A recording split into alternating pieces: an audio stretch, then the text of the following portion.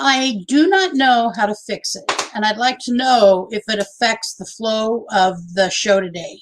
I'm sure someone will let me know.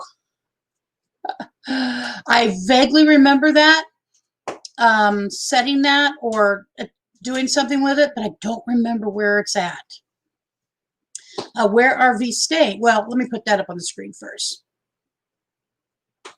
And it shows nobody's here, but I see a couple people. Where are we staying? Thank you for coming in. If you're still here, I appreciate it.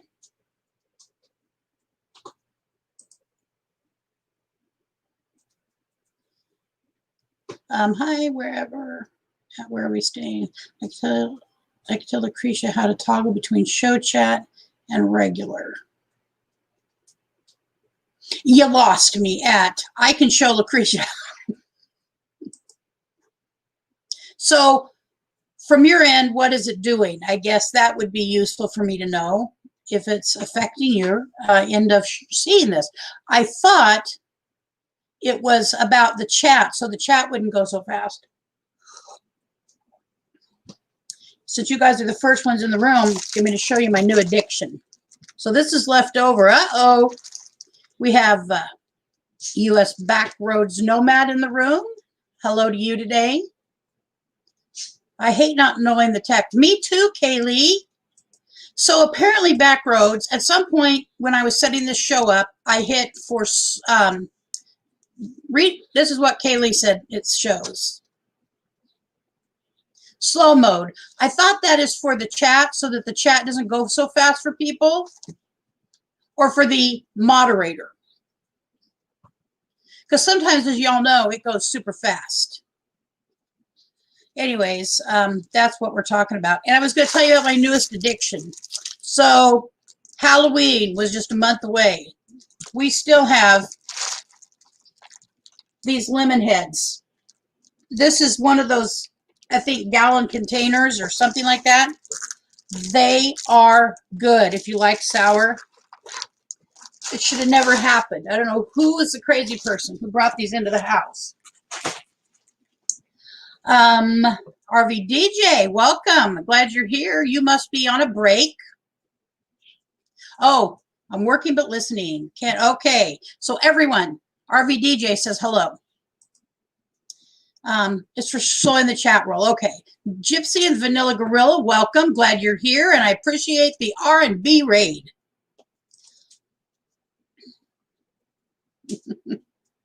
A Nomadic Rat Pack, thank you for coming in today. I appreciate all the help you've been to us. As a matter of fact, I've got a little something here for you. You've been extremely helpful. You've really tried to help us in every way possible, including he's gone out and looked at a rig for us. And because he lives Central Southern Oregon, we live in Eugene, the I-5 corridor. So there was something near him, and he went and checked it out and told me, no, looked good on the outside. So we've got camping therapy. Yep, I hear you. It's really hard to tag people. You have to just type out their names. And there's the people with very long channel names. Van Vita Travels. Hello, Paula. Glad you're here. Following the Yellow Brick Road. Hey there, Lucretia. Just hopping over from R&B Travels. I know. I love them. I cannot wait. They're one of the people. We'll just bundle Roy and Becky into one that I can't wait to meet. I mean, everybody. But, you know, I watch them every day, even if I just have to have them in the background while I'm doing my own thing. Fatima Jaffrey, hello to you. Glad you are here. Kaylee, Lemonheads. Well, that's a blast from the past. I don't do sour. I love sour. I love sour, and I love hot, hot, hot. If it says hot, we need to add 3 more X's beside it because nobody really knows what hot is. Thank you for coming over, Megan. I'm so glad you are here. And thank you for the Roy and Becky raid. Wandering Gypsy Vanner, hello to you. And I believe, did you sing last night on Victoria's Victoria had a live stream and did a karaoke. And I think Wandering Gypsy Vanner sang, I could be wrong, but there was someone on there who had a beautiful voice. And if you were the one, you have a absolutely beautiful voice, and I hope you keep coming to the karaoke nights. We've got Susan from New Horizons. Thank you for coming in. I don't know why that's not showing up. There we go. Full-Time Dream. Good afternoon to all. The RVDJ, we got your sticker. Thanks. Yours is ready for mailing. Thank you for stopping in. I'm glad you're here. And I believe TGIF is here. Going Green Mom. Little more hellos. TGIF, there you are. And I knew my doggy was going to come in just as I started the show. Pat, you need to go outside. Excuse me, but the 21-year-old beagle calls. You don't let her go without going outside. Come on, Missy. Come on. Come on. Come with Mama. There you go, baby girl. Good girl. I'm back. Just like the Flash. I'm Wandering Gypsy Vanner. Let's see who else we got down here. Pam Gypsy Aries. Hello. Thank you for coming in. I'm glad you're here. I know we're newer friends. Thank you for coming by. Kaylee, Roy, and Becky, thank you for coming. I'm sorry about the confusion today. It happens to me. And although I heard his name, I heard Richard's name, but it was the wrong Richard, apparently. And that's great. And no, Richard does not check. That's why I was a little confused. Richard does not check his email. He would not put himself in the position to have to check his email. Mama does all that. Let's see. So we've got down here. What else? Anybody else I miss? My little part-time job, the one that's getting me the funds to get out of Dodge in April. Good for you. Our hope is to be out of Dodge on December 26th. I don't know that that's going to happen yet. I still have faith. Trust me. I'll tell you a little bit about that. So it was you. You were wonderful. Oh my gosh. Thank you for coming up there. It wasn't my live stream, but I'd welcome you on right now to sing if you wanted to. By the way, if you'd like to sing for the group, I'm going to drop the link. I'm dropping the link for other reasons too in just a minute. Okay. Vicky, there's Victoria. I missed her. Where'd she go? Hi, Nash. Thank you for coming in. And I know that I saw Vicky. Here we are. Hello, everybody. She had a wonderful live stream last night. Wandering Gypsy Vanner. I'm just going to be the promoter for Wandering Gypsy Vanner. That's my new job. Has a beautiful voice. She sings the old 70s country, just like I love. Yes, I can see you. I just was saying, hi, good to see you. But I guess I posted too quickly in the chat, said I needed to slow down. What? I'm sorry. I didn't mean to set it like that. I really did not. I just, sorry. And I don't know how to unset it in the middle of live stream. It's another learning thing. Slow mode slows down the frequency. Chat with 60 seconds. I put 30. I put 30 seconds.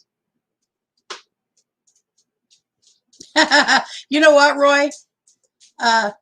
If Richard was in charge of that stuff, he'd be saying all kinds of people's names. He's very, very good at certain things. Secretarial stuff, secretarial related stuff, not so good at. All right. So, and I said hello to Camping Therapy. I bet you can't wait. We can't wait till we're able to go to. Okie doke. So I think I've said hello to everybody. If I have not said hello to you, I'm so sorry.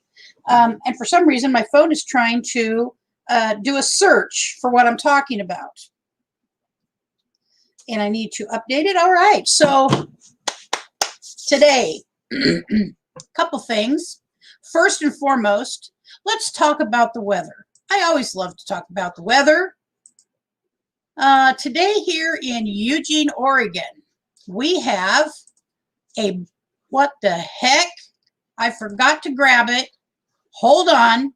See, I'm still learning. Okay, there we are. There we go. We are a brisk 37 degrees, which is why I have to go shut the door now that the dog is back in.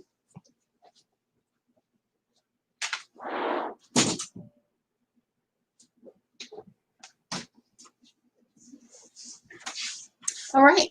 And it ain't going to be very warm this week. You know, Pacific Northwest, but we won't get any snow, unfortunately. I would just like 3 inches, about 3 inches of snow. All right, so that is what's happening here. It is very, very cool. It is not a warm day, and that's good because I like that going into the Christmas season. Jerry Holly, I don't know if I said hello to you, but thank you for coming in. I appreciate it very much. So a quick update about our rig chase. Chasing a rig. So with our limited funds, we have looked at some good stuff. Actually, it's not the highest end stuff by any stretch, but we could live in it and we could live in it comfortably. The one on Sunday that we looked at, I know I shared, had a short in it somewhere. The man figured it out. Everything was perfect. It's like nobody had ever been in it. I mean, it was a 1988 Class A, but it truly, it was like brand new inside. It was very nice. I didn't feel like I even needed to go in and start remodeling today. Okay, and so he messaged me and he found out what it was. It was a sensor of some sort, and he had it fixed. It's running perfect, and I tell you, the engine sounded like it was purring. It was well taken care of, is all I can say. And I have seen stuff that was not. We were in a Class C the other day that I wouldn't touch the material. You know, and I'm not a snob at all. But there's my fire. So I'm not snobby, but I do like nice things. And so it's, as reasonably as I could get. Yes, if I had $100,000, you bet I would go buy me and Richard and I would go buy a beautiful Class C. But we don't have $100,000. And so where we're at now is tomorrow at 11 o'clock, we're going 60 minutes south of us, southwest towards the coast, little tiny town. And we're going to look at a Class C. But what it has that the Class A does not have is the Class A, Richard was going to have to crawl over the end of the bed to get in bed and crawl out to get out. Okay. We're just not in crawling form these days. It could be done. He would do it. Trust me, Richard would do it. But the Class C, even though it is 26 feet long, it has twin beds in the back. And we can live with twin beds. It's not ideal, but we could live with twin beds in order to get in bed. You know, we both have very real physical conditions that crawling around in bed in the middle of the night is just not going to happen. So it's tilting that way. The guy even told me he would deliver it to my door for $100, basically. And I'm like, so I'm going to say one last thing about this. And maybe anybody can give me input on how to get over this. I'm going to be very honest. And I don't normally fess up to fear. Hello, Albertina Hinksman. Glad you stopped by. I'm afraid of Class A's. I'm afraid of driving a Class A. And it will bring tears to my eyes if I talk about it too much, because I'm not someone who ever really admits to fear, because I've been able to manage things, a lot of things in my life, that when I sat in the cockpit of that Class A, I felt real fear. Richard can't drive yet. It's coming up soon, though. But I'm just saying, I'm afraid. And there's a great responsibility when you have that behind you. And I look at a Class C as very different. It's a van with, you know, I've driven vans, and I've driven bigger trucks, but I don't know if anybody can relate to that fear or not, but it's real and it is part of my decision-making process. So, what kind of fear? Is there a way to help you? I don't know.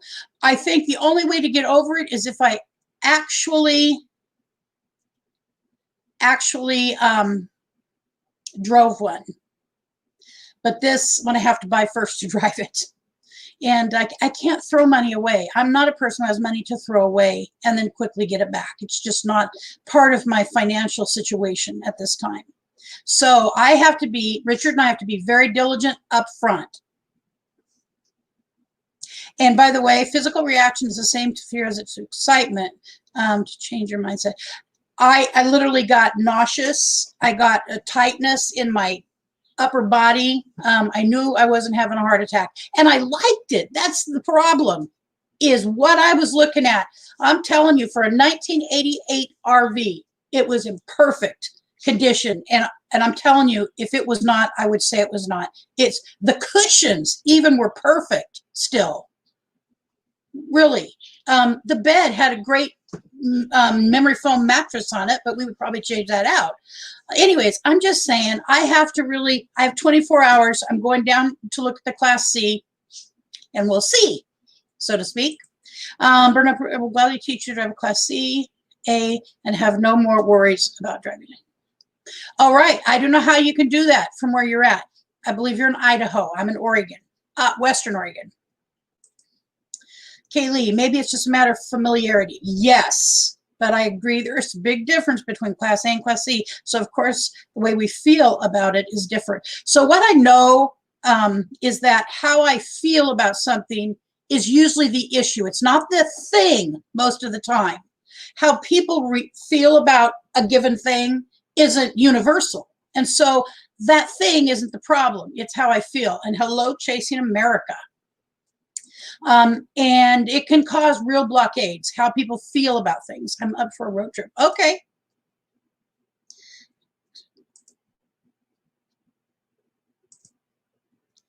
Yeah. So tomorrow we'll make the decision, because it is not going to sit there for long. It really won't. It's at such good condition. And I know there will be people who, because it's a 1988, they won't go look at it, and they're idiots. I almost didn't.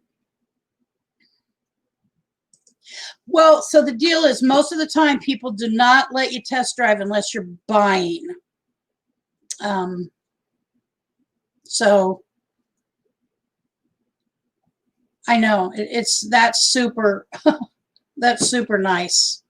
That would be really, really amazing if you did that. Shockingly amazing. But then this community never ceases to amaze me. All right, so that's what's going on.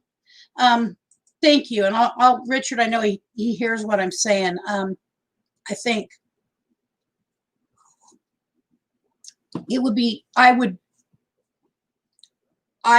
would be shockingly wonderful. California travel videos. Hello to you. Thank you for coming in. And Renee Dooserider, you as well. Thank you. I always appreciate when people pop in here. All right. So what I wanted, one of the other things, main things I wanted to talk about. Oh, and let's talk one short minute about where we're at, where our channel is at. Okay. Let me get I'm going to drop a link first, because it takes a minute, and y'all will know why I'm dropping the link after I talk for a moment. I'll want to put that up on the screen. Test driving. Whoops, where'd we go? Test driving RV always reminds me of the movie Judgment Night. Scared me to death. Oh, good Lord. If I cannot test, I will not buy. How do I know? Front end and motor on power. Yeah. Praying it works out. That's listening because I'm That's okay with me. And then we've got here. All right. So here we are with our analytics right now. I'm very happy.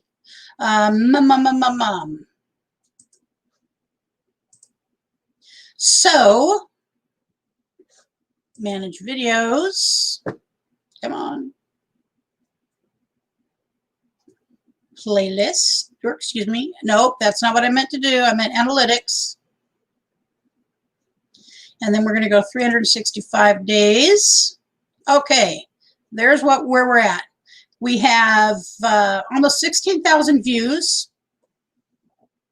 Yay. Sitting at 1,225 subscribers.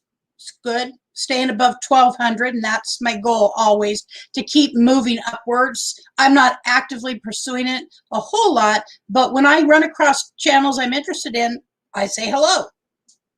And by the way, if you see someone in here you don't know, give them a look at. Go check them out. Subscribe, see if you like them. Jump back over to my show. You got permission to leave. And our watch hour is at 3,225, which means we are 775 hours away from being eligible for monetization. So thank you all for whoever stops in our live streams, if you watch our videos. And by the way, if you, in fact, have not had a chance to run our playlist, it would be deeply appreciated if you would, if you feel like it. But I understand. I happen to have an extra computer sitting over here, so I put people's playlists on there that I know need them ran. So if you need your playlist ran, could you give me a high five in here somehow and say, hey, could you run my playlist? And I'll be happy to do so. All right. So what I'm going to do is I'm going to bump over to, so you have the hours, just need the subs. You're looking for friends. You know what? But you're doing it in a way that it was very much more sustainable. I have had the friends for a couple months, and I'm still working on the hours. So let's see here. I want to go to the share screen. So one of the things I wanted to talk about was this issue. Was our channels. So most people in here have an interest in YouTube, being a YouTube content producer. Not everybody, by the way. And if you're a content, if you do content, put CC in the chat, please. I would appreciate that. And if you are a non-content subscriber, please put NC or NN, excuse me, NN. And those are the people that, I appreciate everybody. We appreciate everybody who watches any of our stuff.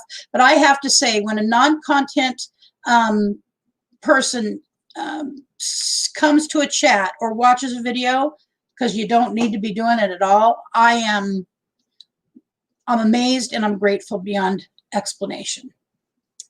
So what this is talking about is that there are some things to look at, and there are some tools that we can use to help our channels. And we talk about this stuff all the time, but I ran across this and I really did feel like it might be useful, and I hope that it is.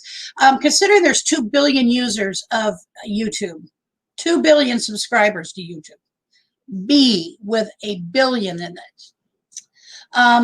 And they point out that it's not as difficult as it might seem to have some success. Now, that is relative. Everybody's idea of success is very different.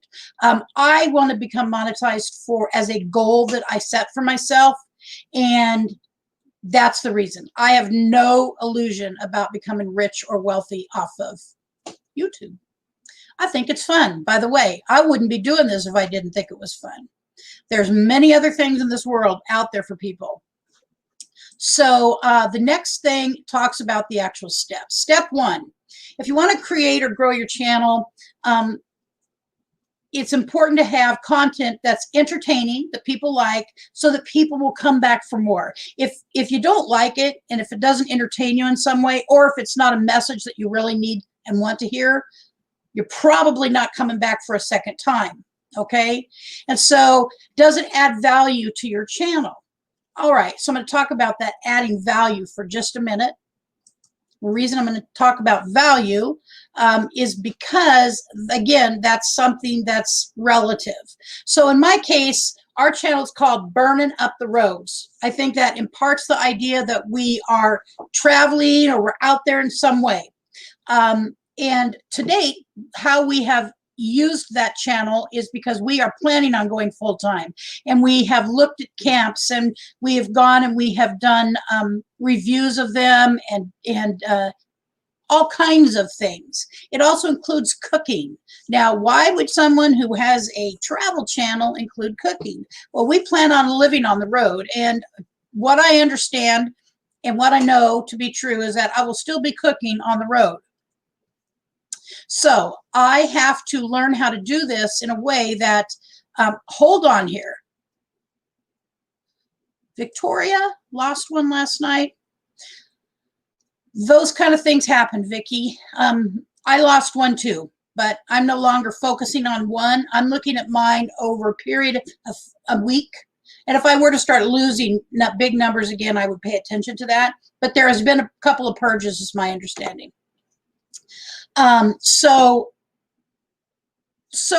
It needs to stay entertaining, and I am looking. So I do a lot of different kind of videos. I do food videos. I haven't done a ton of them because I share. Oh God, I share a kitchen with 4 men.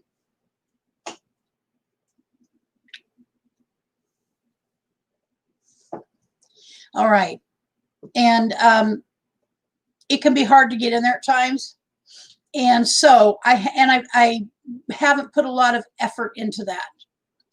I still cook, but I haven't put a lot of effort into the videos. So I'll have to pay attention to why I'm not doing that. All right, so entertaining, and does it add value? So going and showing people areas of Oregon adds value to my channel. It adds value, hopefully, to the people who are looking to find out what a particular part of Oregon looks like. And as a matter of fact, if there's anybody in the chat right now that would like to see part of the state, or you have a question, I'm very knowledgeable about Oregon. And so please feel free to email me or just post it right here. I'm going to put up my email address now. And I'll do my best to find out whatever it is you're looking for if you don't know it. So, and also we all ran into the same problem about 9 months ago, whatever it is. It seems like forever. 6, 8 months ago, this illness that has attacked people. So it's kind of limited many channels and what they can do. And since we are in our sticks and bricks, at times it has limited us. Okay, so paying attention to if it adds value to my channel. All right, so I believe that most everything I've done does add value to my channel. The second one is equipment. Now, and I'm talking, there's YouTubers that have very successful channels, 100,000 people that simply use their camera. Because most modern phones come equipped with a very good camera, really, and then some of us, so I use my camera. This is a Samsung something. Okay, there's my camera. And I do all the videos on that camera. However, Richard and I went out and we bought a DSLR. I think that's how you pronounce it.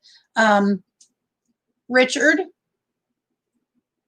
I don't think he's in the living room anymore. We went out and we bought a very nice DSLR camera that can do videos. We do not know how to use it. We've been so focused on this channel and getting an RV that learning how to use this camera has not come into play yet. But it's sitting there ready and willing to help us with our channel. So this talks about producing a video, about lighting, have as good a lighting as possible. And again, that's relative to everybody and what your situation is. sticks and bricks versus being outside, whatever. I did one outside here. It sucked, really. The live stream was not good. Okay, the lighting, for whatever reason, I could not get my computer in a place where it did well. So people can also be distracted by poor production quality. I'm not personally. I watch people who, you know, are brand new, even way newer than me. And I love it. I enjoy, because I enjoy the person. So I'm not so, that's not a big issue for me. But I can tell you I moved 2 pumpkins before this live stream today. Yep, I moved 2 pumpkins because they were distracting me. And so I thought, I wonder if they would be distracting the audience. Okay. All right, Naj, thank you for coming in today. I appreciate it. And go run your errands. All right, so thinking about production. Number 3, focus on details. When you're trying to gain more followers, it's important to focus on the little things. Even if you might not think so, your viewers pay attention to everything you do. To make your channel look more professional, you should focus on creating a logo. Check, we've got a logo. A banner, check, got a banner. And only you can tell me if I have a strong channel description. I have my description up, and we'll look at that. Also, you should enhance your videos by making your videos descriptive and building playlists. Bingo, I've got playlists. It's also a great idea to learn how to make an outro. If there's anybody out there who knows how to make an outro, please, would you help me? I don't know how to make an outro. I'll tell you, I'm making an assumption on that. My assumption is it's just like making a video, except it's an outro. It's short, it's sweet, it's descriptive, and it's a goodbye. Here's who we are. Here's why you should watch us. Please come and watch us. Bye-bye. I think that's what it's about. All right, so we'll look at those things. I've got those. Every second counts. When viewers tune in to watch your content, they want entertainment and want to see content that is relevant to their interests. So I think that many of you are interested in this stuff. If you're not interested in it, after the chat, if you could go and when this is up, if you could just go put NI, not interested, that would be very helpful. And those of you who were interested in it and you got something out of it, if you would put interested, one word, that's all you have to put. That would be helpful for me in future reference to what I'm going to put on here. So I think many people are interested in this information. During the editing process, make sure you delete scenes that don't add value to your videos. Yes.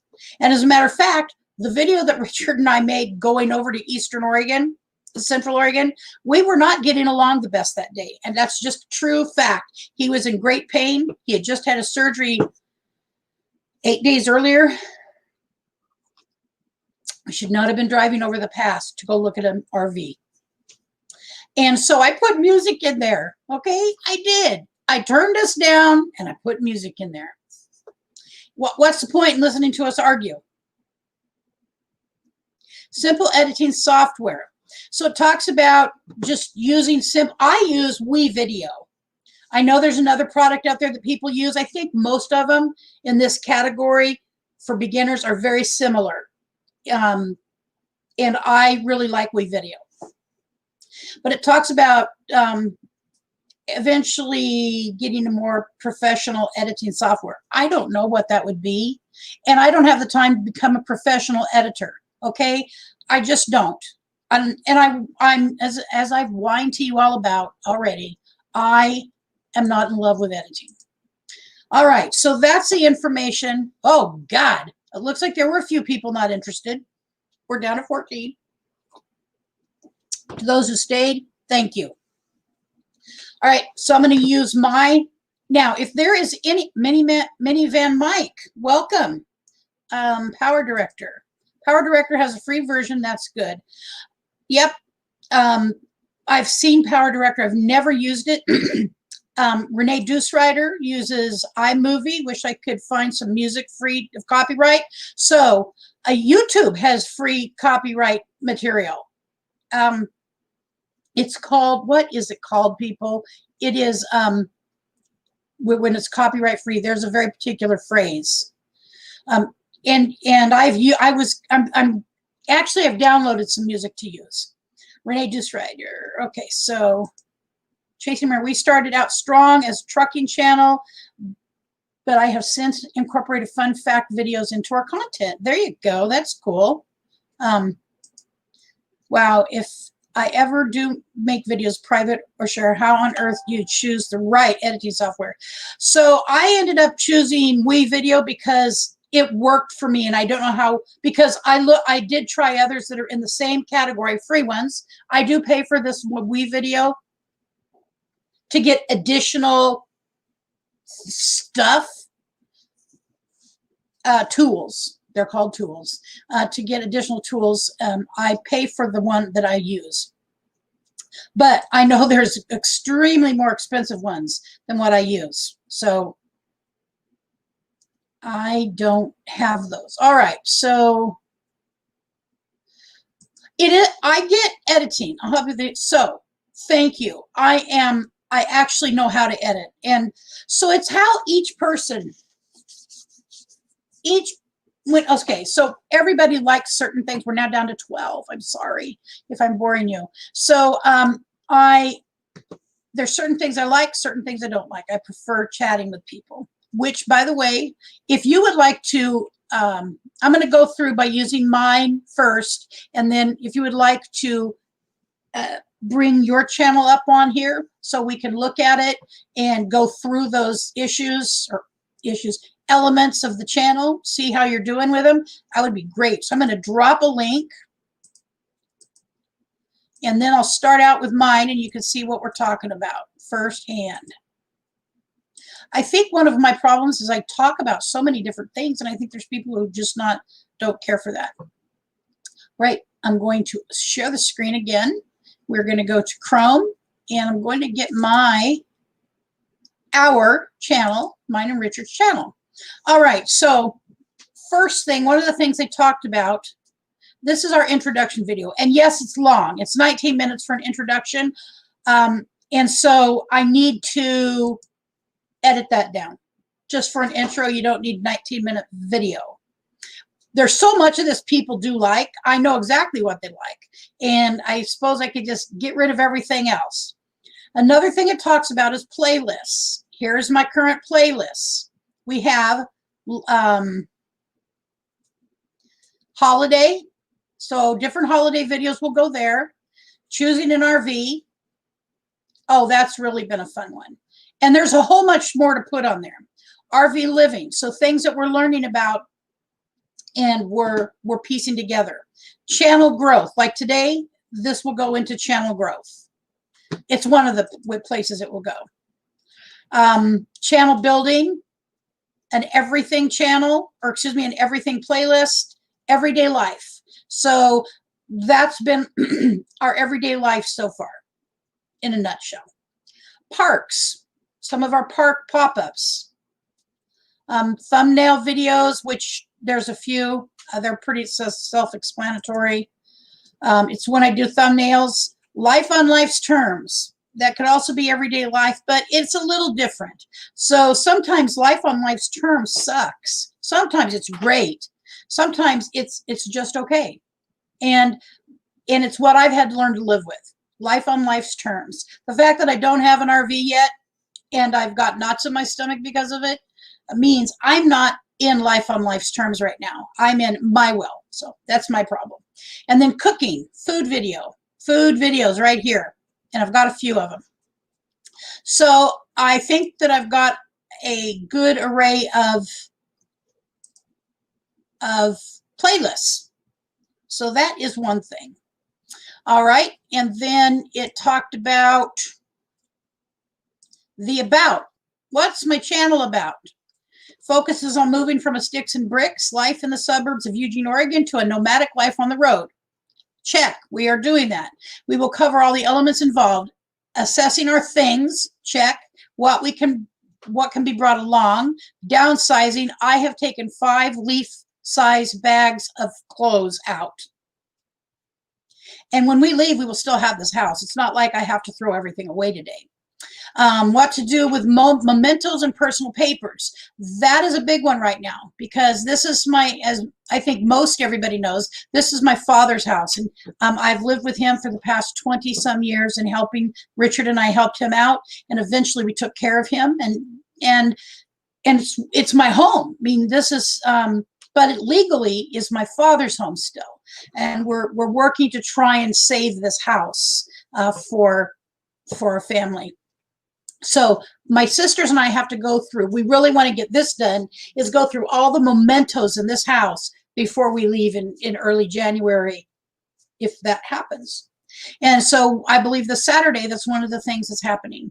What kind of rig will we choose? So you guys have seen that whole sausage making process, if you know what I mean, what sausage making is. The kind of camping, stealth, mooch docking, boondocking, etc. we'll be doing in the immediacy of moving into a rig, and how to prepare for that. So I have watched and love watching how people do this in all different forms. Finance and employment, we've talked about that. Right now, our main income is, I'm on disability. Richard had surgery. We expect him to recover from that surgery, and there's things that he can do. We also make earrings. We used to. Anyways, this is just an example, is all I'm showing it to you for. And we are hopefully going to be doing that. We are going to be doing that again. We just need to get the stuff. Will we tribe or not tribe? I assume that many of you know what that means. We watch lots of people who are in tribes. And it looks really fun. I really think the people that we're looking and watching have shown us a very positive side of tribing. Preparing for healthcare needs.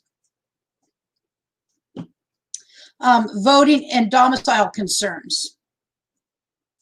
Those are important things. And then we'll also be looking at different things we want to see and do, and plot appropriate travel plans. All right. See, we stayed at 14. So that, I think we've done right. I believe that that is on target for what we're doing. I don't think I could change that at all at this point. Does anybody have any ideas about that? So Renea, Dooserider, go through all the papers, paper box, take FedEx, use store, pay to have shred. Save 4 years of tax info. Yep. And I've got like 15 I need to get rid of. Because when we go, I'm bringing one small file cabinet, I believe. This one is Renee. Oh, we've already seen that. Patty Woods is here. Hello. Okay, so CC. So we've got thank you, Jerry, for coming in. And by the way, I love your rig, and I'm scared to death of driving one that big. But I do have a volunteer to help me learn how to drive a Class A. And Richard, I mean, he's driven them in a job that he used to have, but it's been a long time ago. And obviously, living in it and driving around is different than moving them around inside of a yard. But you have a great day. Stay safe, Mr. Firefighter Man. All right, and hello, Patty. It sounds like you're here somewhere. Glorious Life on Wheels. I think I didn't see you earlier. Hello, and thank you for coming by. So we're just talking about some of the things, some of the elements that make a channel. And I'm going to drop this link again. And I would like to showcase someone else's channel. And I didn't want to pick on anybody because that's just the way I am. Thank you, California Travel Videos. Okay, so if you would like to have me showcase your channel and we could take a look at it, I would love to do that. So those are the elements, those are some of the elements that it talked about. I have my email down here so that anybody can contact me. And by the way, I have everything in line with burning up the roads. Now, my email, our email is burninguptheroads1@gmail.com. I could not get burning up the roads. Somebody else had it. I know. I don't know if I've got it somewhere and I've forgotten, but burning up the roads 1. All right, so I'm going to stop my channel. get rid of that and come back here. All right. So I would love to look at someone else's channel because it ain't all about me. I just wanted to use my channel as a example. And Vicky, there we go. Are you ready? Okay. I just wanted to use. Hold on, I gotta turn off. Okay. I'm here. Well, how are you doing today, first of all? I'm doing fantastic. Do you notice that I'm not blurry? No, you're not blurry. I was watching things on YouTube, information, and a guy from another country was talking about going into your actual camera settings and fiddling with the settings in the camera settings. So that's what I've been doing this morning. And, you know, it didn't take care of my Christmas lights, as you can see. I don't know what's up with that. Yeah. But at least I'm not blurry. And I think this is about the clearest I have been since I started. Okay. Well, you look good. You look very good this morning. It's very clear. And That's awesome. I want to tell you that your karaoke night was so fun. Well, I hope people start coming. You know, I'm just a little guy right now, but I'll get there. I'm not stressed about it. I'll get there. No. But I'm hoping to find more people who like to sing because, you know, poor you, Millie, and Wandering Gypsy, you guys were up there multiple times singing because nobody else was showing up to sing, and I appreciate each and every one of you guys. That was awesome. Well, I love helping you out. I enjoy you. I respect you. You're a really sweet lady, and so I'll always do what I can to be helpful. I love you to pieces. You know, and that's what is fun about YouTube. Mostly. Yeah. I mean, there are some bad apples on the tree and they're gonna fall off. But you know, the fun part of YouTube is making friends. Yes. And I have made some very close friends. You, Millie, and quite a few others, you know. And yeah, I've never met none of you guys in person. Maybe one day, I hope. But yeah, that to me is the ultimate part of everything is making new friends, you know, because I'm kind of a homebody and I'm not very social when I get out and about, even though other people tend to disagree with that. Everybody says they can't tell that I'm antisocial, and I'm like, okay. You really do not seem antisocial to me. I think you're a very soft-spoken person. It's an assumption, okay? And I could be wrong, but you seem very soft-spoken and soft-spirited. You know, you're not the first one to tell me that, Lucretia. My niece is like, Auntie, you are the most soft-spoken lady I've ever met. And, you know, I think the way I am has a lot to do with my belief in God and Jesus. And so that makes up my personality. And every night I pray God will um, shine his light through me and bring people to him through who I am. And I'm sorry if people on here aren't believers as I am, but that is just how come I'm the way I am is because of my belief in God and Jesus and the teachings. And Yeah, I like people. I mean, I have no animosity even towards somebody who has done me wrong. And that's, you know, I just don't hold on to it. Instead, I'll pray for them, you know? well, that's the spirit of Christ, anyways. You know, that's that. Right. Being able to, and I work on it. It did not come natural to me. The ability to turn the other cheek. I was not generally a turn the other cheek girl. But when I went through the salvation process, I had to start learning if I wanted to follow in his footsteps at all, I had to start putting it into action. So it meant now there is a feedback somewhere. Well, you know, the biggest part of my prayers every night is, God, lead me not into temptation and deliver me from evil. And he does. Uh, I am very much a believer in prayer. And I pray for all of you guys you know, you guys believe it or not, I do. It's really hard. I've got so many people that I want God to protect and watch after. And it's hard to put y'all in there. So I've come to start telling God, you know, everybody that I prayed for last night, I'm praying for again tonight. You know? Because when I sit there, I mean, my prayers can last for an hour if I try to pray for every individual. Eh, You But know, I love this all of you guys. and there's a certain this comment right here from Pam. So do you have YouTube open? Um, it's open, but I muted the volume. Huh. It sounds like there's feedback. Anyways, so uh the idea of the separation of being religious and spiritual. So there is very much a difference there. There are people who unfortunately give a bad name to religion, and that's a sad thing, and that's in all religions, not just Christian faith, but many religions. There are issues with how people project that religion. So I'm always very clear that I'm very much a fallible human being, and I've made many mistakes in my life, and I work.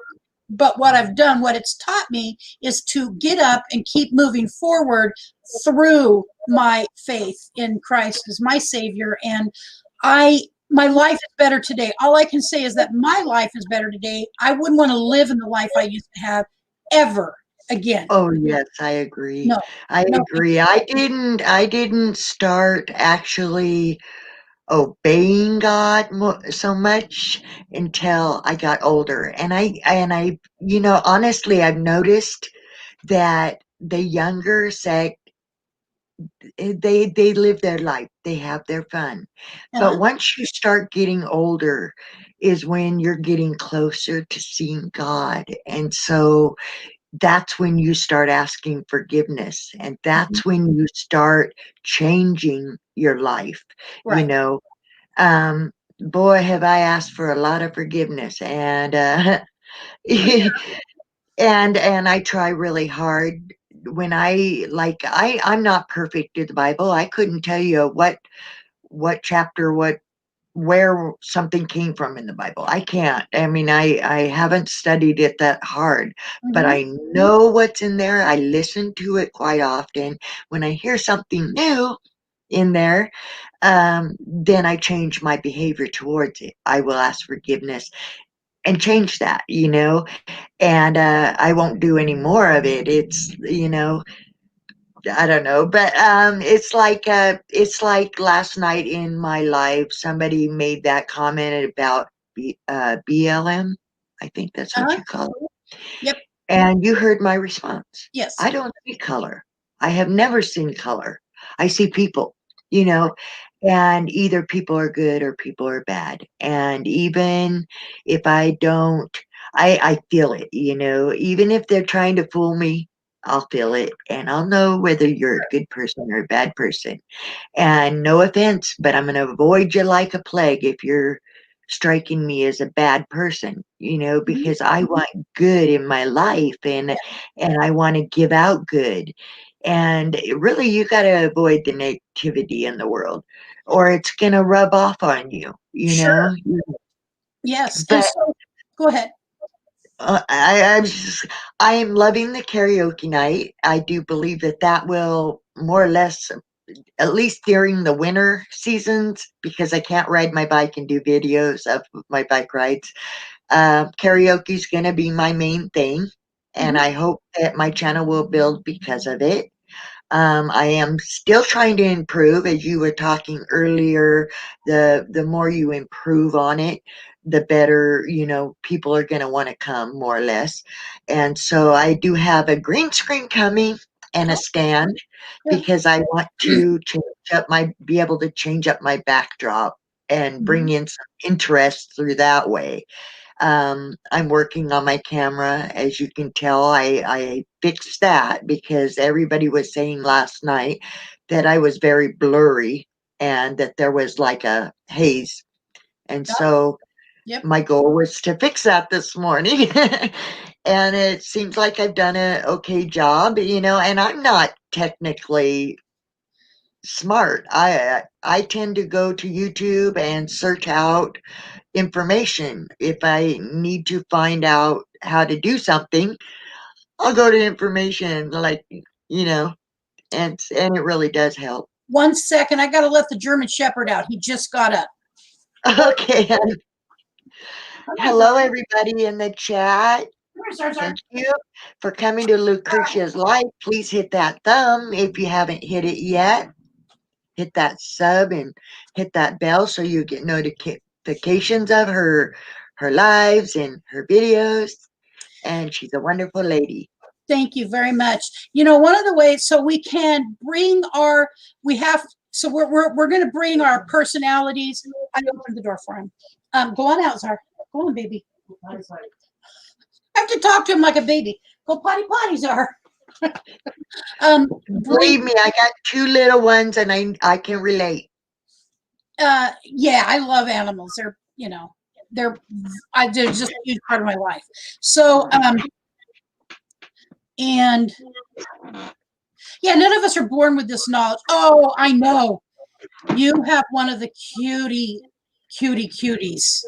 That face should have its own YouTube channel. It's adorable. Hi, baby. Is it he or she? He, and his name's Tico, and he's over 14 years old. Wow. Hi, Tico.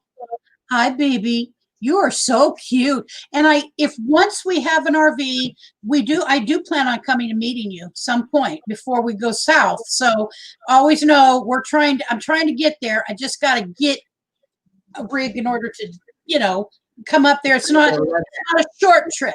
It's not that far.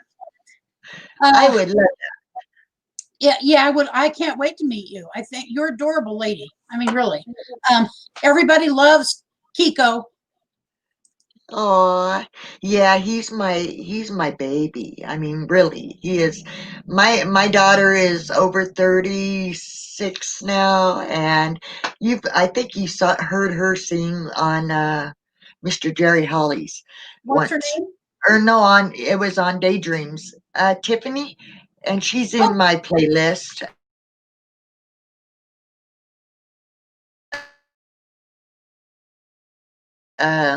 In there, but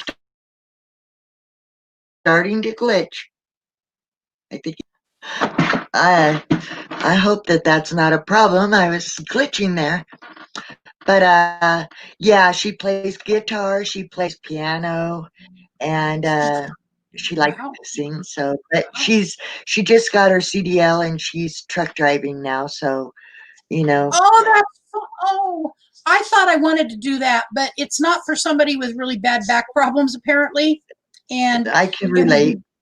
I just thought it would be fun. See, before I thought of this life, I thought of doing it a different way. I wanted to become an ice road trucker, to be honest with you. I just love Alaska. But this can get people anywhere. So back to the channel making. So we can take those things that we feel, about whatever and bring them into our channel. And you do yours very well. I mean, everybody knows you're a woman of faith, and that's important. That's a value to you. So that's a value to you. And if somebody else is not a value, you don't shove it down people's throat. You don't say you have to do this. And so people respect that stance, I think. That's my experience anyways. Well, it's each person's choice. And right. As you said, I might state statements, but I'm just stating a statement. I'm not trying to make somebody believe what I believe. I'm just letting people know who I am, what I'm about, and hopefully they'll like me for that. And so, you know, nothing about me is fake or phony. I don't try to let on airs. Um, to be honest, somebody the other day was saying how they was gonna, if when they get monetized, they were gonna take their money and donate it. Well, I'm really good for them. That's a awesome thing to do. But for me, um, I'm hoping to get there so I can start saving every penny I can get, as you know, to get me that mobility scooter on my Yes. Facebook, that Jeep. Yeah, I You know. know, then that way I could have some independence and get around in the winter time because I have Exactly. my truck in the summer. And honestly, if I got the Jeep, then I'd probably sell the trike because no sense in having them both. Right. but but I'm not, like I said, I'm not going to let on airs. I'm not going to be phony. Um, I'm who I am, and my goals are my goals, and my dreams are my dreams. And Yeah, I hope people like me for that, you that's know. right. And I appreciate you saying that my videos are good because, you know, I don't have an editing app. I've been trying to find a really good editing app, but either they cost money, even the Windows 10 editing app, they give you very little that you can do with it unless you pay for the subscription. And I don't have a whole lot of money. Yeah, So, I hear you. so anything I do look for, it has to be free. And like I said, I'm so scared of spam that uh, it's really hard. It's really hard to find a reliable one that's good. And so I don't have, my videos aren't edited. They're just Oh, straight up what they are. The first few of them, yes, those ones were edited and made by Kenny, my husband. huh? Ken works for you. And that was before our computers got wiped out. We've gone through a few laptops because of our views and the things we watch.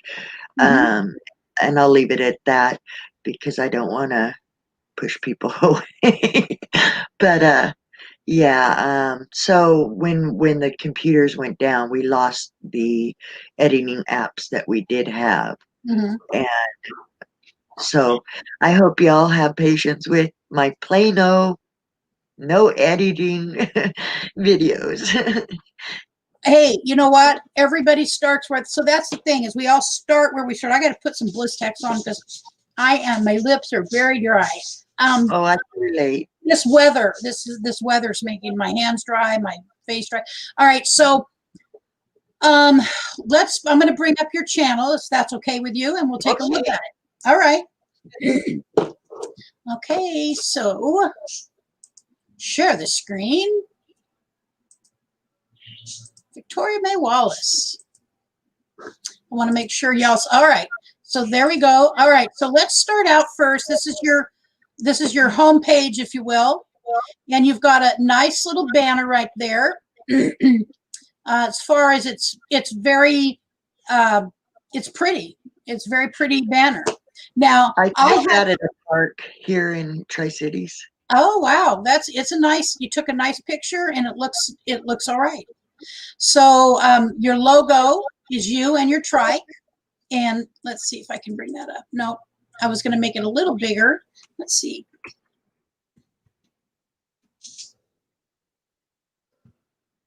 Well, it won't. I'm not able to make it bigger. So, but you have a logo and you have a banner.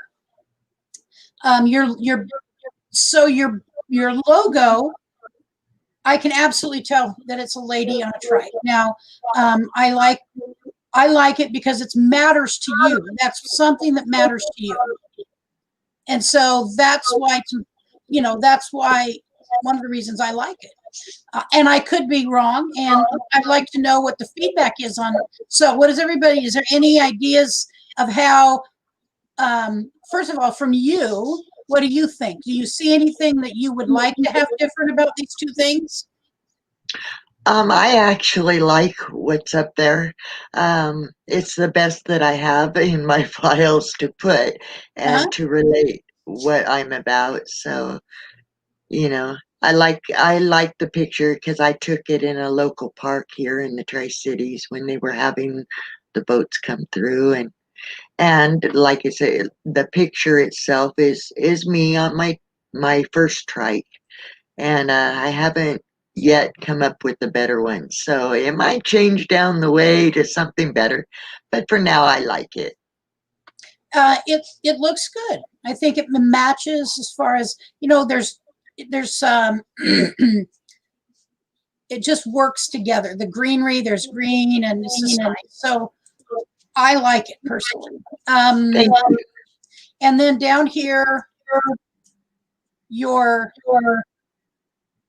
new electric trike, first ride ever. So when it talks about intro and outros, I know it talked about an outro specifically, but a lot of channels, I won't say everybody, but a lot of channels have an intro, a really quick, this is who I am, this is what I'm doing, why should you keep coming back? So those are usually a minute, 2 minutes long, at least a minute, and up to a couple minutes long. Like I said, mine's 16. It's way too long, but it's what I have right now. And so that's good. So you might think about doing that, doing an intro and an outro. But you know, everybody does these things on their own timeline. Let's look and see if you have playlists. You do have playlists. So playlists that is your content. Right. So we've got here home. And is that all the stuff that you have done yourself? I'm not really sure. I'm not really sure. I hardly ever go to my playlist. I mean, I put stuff in them, but I don't actually go to them that often. All right. The ones I go to are RV community and off-grid community. So something you might consider, and I'll just say this from my own experience and what people have taught me, is that the playlists, if you want to have a playlist that's other things, you know, like movies or, and even I would do a separate one, like you've already got King James, you know, that particular playlist. I would find a way to do playlists that are for your content. That way, when the day comes that I'm going to play Victoria May Wallace's playlist to help her get her hours, that's what it is it's you. It's your stuff. Okay. Yeah, I did. Did you see how I broke mine down into little groups about what I do? Mm-hmm. Okay, so whatever it is you're going to do, as far as content creation. And then I keep my live streams are separate. So my live streams are in a separate one, although they're also in everything. So I can put them in both. But making some separate playlists for the things you do. Maybe when you do go out for a ride, you could have a playlist entitled Rides. Or whatever you're going to do that is creating content for your channel. That's what I understand these should be. Doesn't mean you can't have another playlist. I have a private playlist. I don't even know why it's private. It might be these extra things. For whatever reason, I just have them private. So, because I do save other people's stuff that I need to really remember, like Backroads Nomad's video on all the things that you need to have in your rig when you leave and go out on the road. I saved that. And so anyways, so that's what I understand these playlists are for. Okay. Okay, so there's that. And then the about page. Description. A simple site where I can share little things in my life along the way. Anyone is welcome to come look, listen, like, comment, or subscribe. And then your email. So I'm betting $5 you could expand on that description. You know, my name is Victoria, and I like to sing, and I like to ride, go on ride. You know, whatever it is true about you, and that you're going to address in your channel, you should put on that description. Because I tell you, I always, now this is not everybody, and there will be people who say they never go look at abouts. One of the things I do at new channels is like I go look at their about page. And especially like when they have a large channel, I'm like, okay, you got 50,000 people. What brought these people to you? And then I look at their about page, and usually they almost always have a fairly good description of who they are, what they do, and why they want you to come watch them. Sorry, I'm making noise. And so I don't know. What do you think about that, Vicki? Yeah, I'll have to think about what to put in there. But idea. Yeah. Does anybody else have any ideas about things that might enhance her channel? Oh, Traveling Granny, hello. Glad you are here today. We're kind of looking at this part of the show. We're looking at other people's channels and going and taking a look at different elements that can help build a channel. Let's see, camping therapy. I go straight to the videos. Don't even watch intro. I love intros personally. I'm enthralled with YouTube, so I like pretty much everything about it. Even the people that, you know, I'm not so excited about their stuff. I actually subscribe and watch certain channels that they are not my favorites. But you know what? I can put aside some personal differences because I'm not going to throw the baby out with the bathwater. There's people who know a lot about nomad life and have something to offer. So I try to be if really. anybody wants to help me make an intro, I would greatly appreciate it because I really don't know how. So there's a hand up saying, hey, I need some help with intros. If there's anybody who would like to help Vicki, because it can't be me because I don't know how. So here's what it is, what I think it is, and somebody tell me if I'm right or wrong. It's basically making a video that is about, like I said, it's a nutshell. It's a nutshell of who you are, what you do, why I want you to come back, and putting that into 1.5 minutes or 2 minutes. And then that's a video, but it does require some, doesn't have to be edited. There is a channel called Nuffin, N-U-F-F-I-N, edited, Nuffin edited, and she does not edit her videos. And people really like her, and she's real. The thing about it is she's very real, and it works really well for her. Yeah, I have her. She's wonderful. She is a hoot. Yes. Ladita Lockaby, hello to you. Thank you for coming by. Backroads Nomad. So there is his email, backroadsnomad@gmail.com. For editing help. So awesome. Thank you. Maybe hook up with I have him already. So yeah, I'll just go to his let me write his email down. I don't know. I think I have it, but I don't know. So I write everything down. I do too. I'm still old school about that. And I have to shut my door again. The dog's done going out. And I'm freezing. Okay, hon.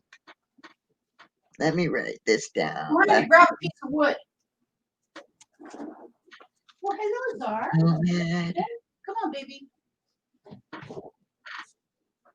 @gmail.com. Oh, that's simple.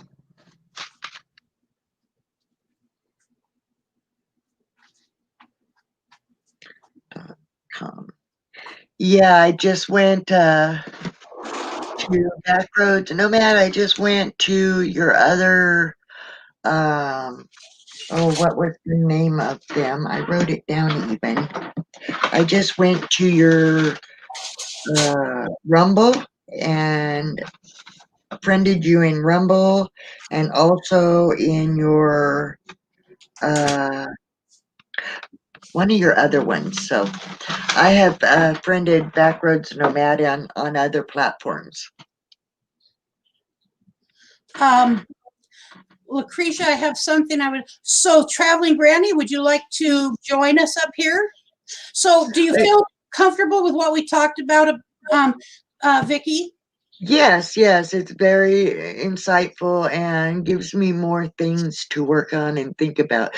But it's like I don't know if you follow Chatty Cathy I Prepping don't More. follow her, but I know who she is, and I do watch her sometimes. Yes. Well, she had somebody make her a intro, Oh, and it's of slow momentum, talking about Chatty Cathy, oh, and which I thought was pretty cool. So yes, that is pretty yeah, cool. It, yeah. it's good.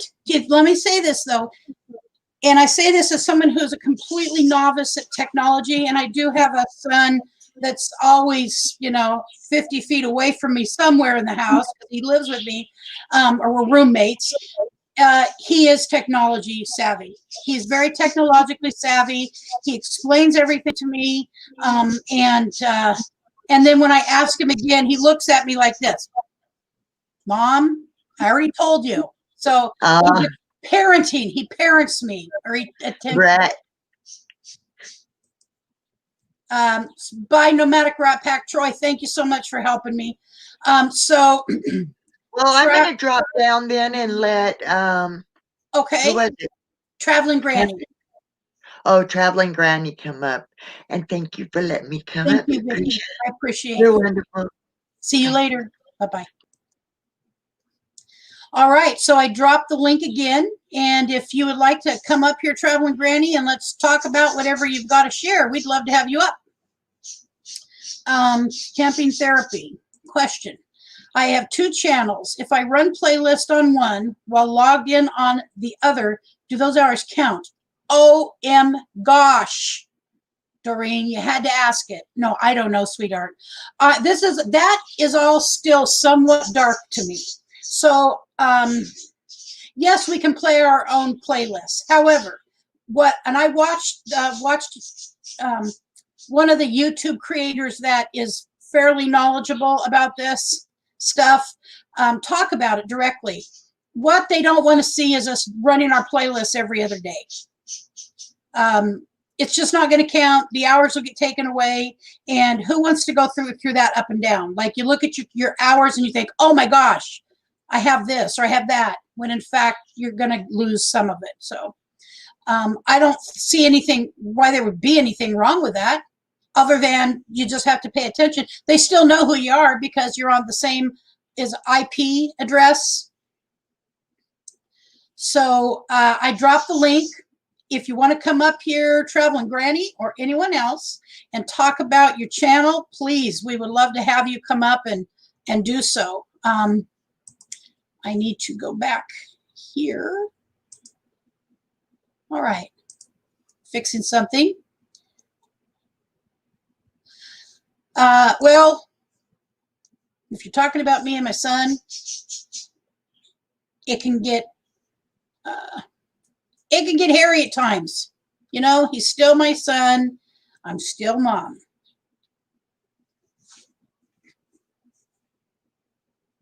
Chores. Oh, I know.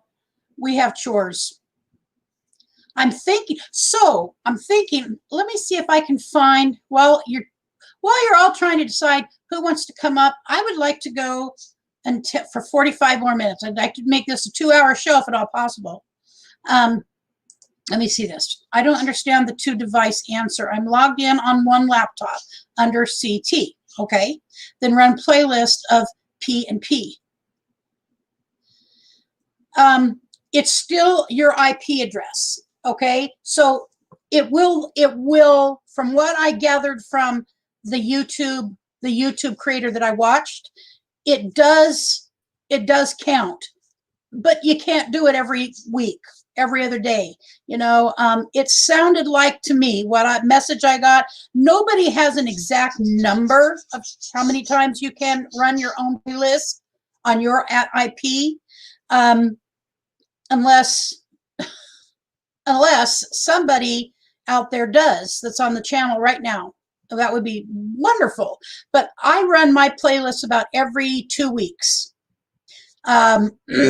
Yes, you're logged in on another channel, but your computer is your computer. It's your IP address.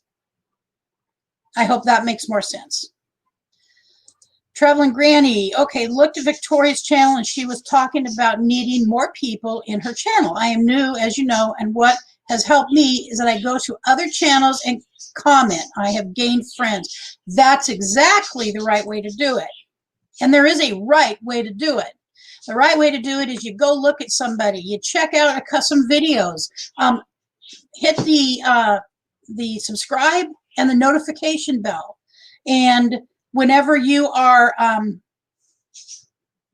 well, hello to you, Charlie Grace. Howdy, howdy, howdy. We're talking a little bit about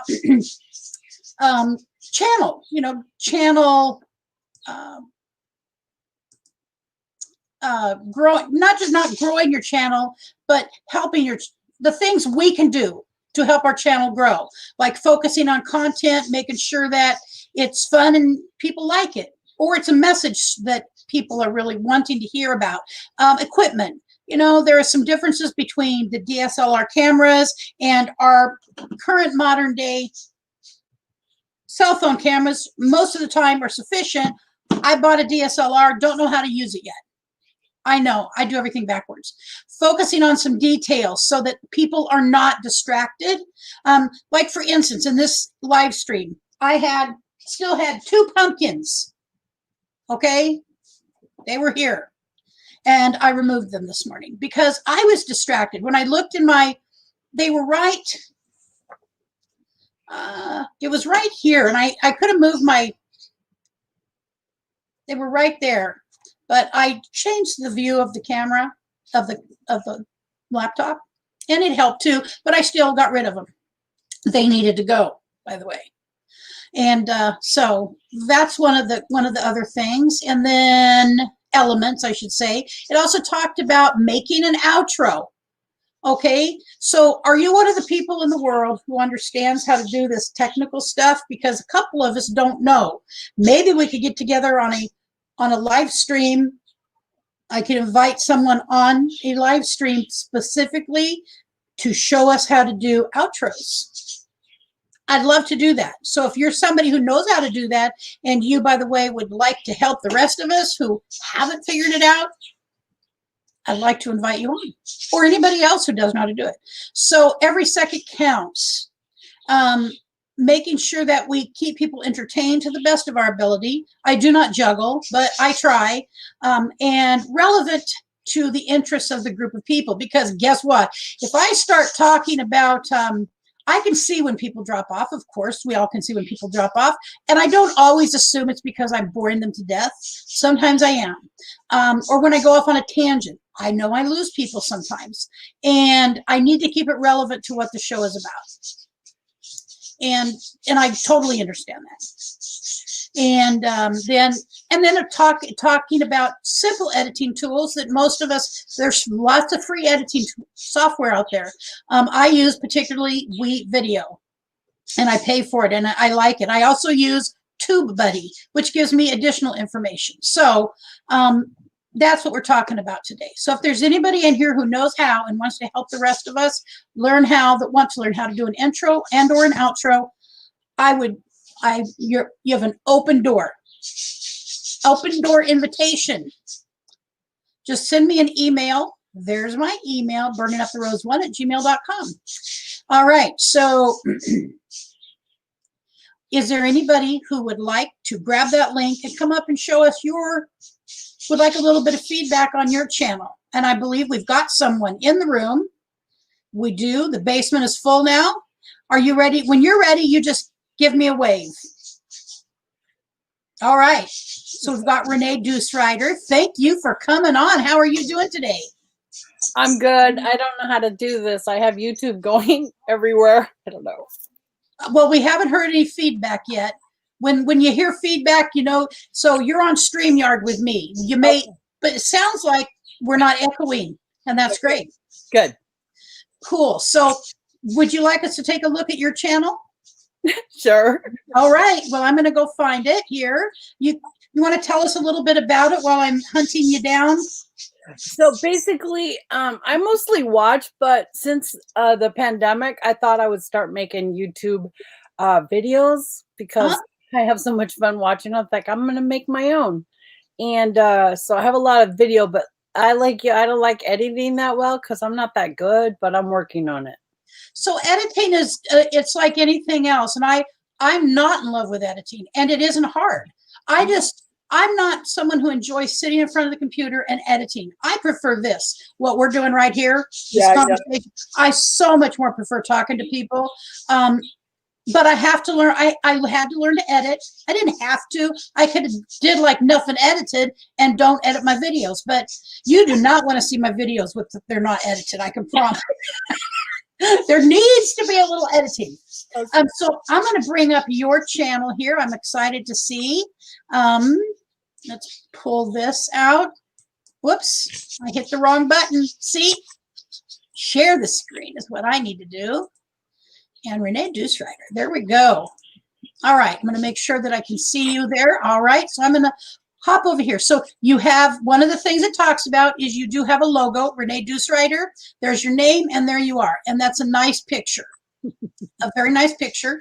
One of the other elements it talked about was the banner, and I do not see a banner, although, again, these are something that people usually don't do all at one time. Now, if you're smart enough to figure that out, you got one on me, because I had to piece this together. And by the way, another person did my logo, and he did my banner. Corey from Northwoods RV Life, who is a master at this stuff. I happened to get up on his show one time. I looked like crap. I was early in the morning. I was in my robe. My hair was like all over the place. So I had to make a decision. Do I go up there and have him give me some constructive feedback, or do I sit here sit here and just wish my son's hat was sitting right next to me. I put that hat on and I went up there, and he ended up doing my logo and my banner. And so what I found it, just so here's the deal. So there's lots of free stuff out there. I went to a site, I paid $9.99 for my little car. That little car, I fell in love with it. It's nondescript, so it could be a car, it could be an RV, whatever. It just depicted that we're going to be traveling. It had suitcases on top, or it has suitcases on top. So it depicted what I'm about. What our channel's about is about traveling. And so I chose that. I paid $9.99, a one-time fee, and I sent it to Corey. And then he came up with, because he's so smart and brilliant, he came up with my logo and my banner. And he put it on my banner, and he came up with the rest of stuff that's on my banner. So if you don't know how to do that, and I didn't know how to do it, I found somebody eventually that did. And go ahead. I want a banner from Dee's channel, because Box Van D, I follow. I've been following her for years, since when she was in a car. And but I don't. She's introduced my email to the banner maker guy, or the artsy guy, and I don't know how to put it up, even if I was able to get an email from him. But somehow I won one, and I don't see the email yet. I don't know how to put it up anyway. But I have artsy fartsy children, and so yeah, they could just artistically draw me one. They went to college for drawing and art, stuff like that. I had to learn all this by myself or watching you. How to do it. It's like how to get it up there. Where is it? I don't know. Right. So I know a little bit about how to get it on there now. I'm not the artistic person who knows how to, like Corey, what he did is he took my logo and he added it to the banner, and then he put something else. Originally, I had like a river. My original banner was something I chose. Yeah. And I was able to get it on there, and I could walk through with somebody and do it, because I know how to do that. But it was, I just a picture I took over the last several years, because we love to be outdoors, and it was a beautiful picture of one of our local rivers and whatnot. And I put it on there, but it didn't depict. And so he pointed out to me, Lucretia, that doesn't really depict what your channel is about. Right. So we need to find, if you want, we can find some other way to do that. And I want it, because I want a successful channel, and I want people to know to a degree what the channel is about. It includes many things, but it is eventually all about travel. So that would be helpful, of course. And maybe check with Dee. I don't know. She's very good about that, and doing that stuff. And then also, let's take a look. I'm not friends with her. I'm just a follower. You know what? I've been following Dee for years too. Okay. I wasn't friends with Dee until I got in this traveling community, and she lists her email. And so, did you win? I have her sticker. My favorite water bottle. She is super welcoming, super kind. I'm going to bring up Backroads Nomad as well. He's going to help us out here. Hey, Backroads, how are you today? Good. How you guys doing? I'm doing good. I'm doing good. You won the banner from me. I'm the guy. Oh, okay. So I just found your email the night before last, and I was wrapping up a few other projects before I get in touch with you. So that's fine. I don't really know how to put it up yet because I just look through all the words and see if I can. I just added this weird music to this little toilet paper camping, keep your toilet paper dry. And I added this weird YouTube music, and it was so bad, but I'm practicing on how to do stuff. Yeah. Well, when you go in, do you log in on a laptop to your channel? Yeah, mostly my iPhone, but I do my work on my laptop because they're all Mac items, Apple things. Okay, the easiest way to do it, when you log into your channel, up in the corner, you'll see your little icon. You click on that. It'll say YouTube Studio. You click on the YouTube Studio. Okay. And then you can edit. It'll show you how to edit. And you can add your banner and your little icon and all that stuff in the YouTube Studio. Okay, cool. But yeah, once I'll write to you, and then you give me a list of things that you'd like to see, things that are about you and your banner. And then I come up with some ideas and I send them to you, and you let me know which one you want. Awesome. That'll be fun. I just finished one for Roy and Becky, and then I did one for Vandrella before that. So yeah, everybody loves yours. Well, I appreciate that. You're very talented. I do all my own decals and nice. and things of that nature. So. Yeah, stickers and stuff like that. Right. Cool. You're lucky. You're lucky that he's one of who you want it from, because talented, he's experienced and he's talented. Okay? Right. So could not have a better assistant helping you. I was surprised I won because I play a lot with them, but yeah, I was so happy I got to win something. So we were little things. We were talking. I don't know if Lucretia wants to finish up with your channel, but we were talking about editing. I came on to give some people a few editing tips if they'd like. So let's just finish up this. So the banner will be really helpful, I believe. And then also let me go back. Go ahead. You can go ahead. Playlists. Do I have playlists? That's what we're going to look at that next. Let's look at your playlists. So I don't know how much of this is your stuff. Once you, like I was telling Victoria, once you start doing content, you want to really, my understanding, and Backroads can tell me if I'm wrong, you need to have, your playlists need to be about you for the most part. I thought my playlists were under private, and then my videos that I make were with the world, open to the world. But it doesn't look like that, so I don't know what I look like, because when I look at it, yeah, this is up for my memory on how to do things, how to build my van out and stuff. I need that memory stuff. Yeah. Yeah, I hear you. Me too. Do you kayak? No, I want to though. Okay. Okay. These are things I want to do.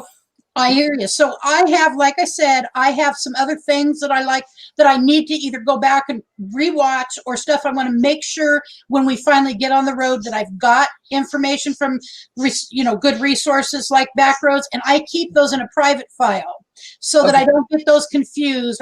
So that viewers don't get confused. Any of my open playlists are about the content that we've made. So okay. How do I make the ones I've saved already and already went through, and I want to save them private in a private file?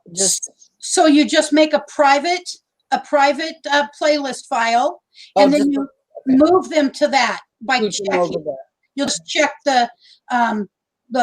you'll check the box where to save it to. Oh my God, it's going to be a lot of work. I know. I have a lot saved. I understand. I had to do the same thing once I realized. Okay. Actually, it's very simple. When you go into your Manage Videos tab in YouTube Studio, you click on it. It'll show your playlist. And the playlist, your watched videos, which is what those playlists are, your watched videos, you can just click and make those private. But then you want to make playlists of your content that are live for subscribers and other people that come to your channel to watch. I seriously think I made everything I saved of other people's already private.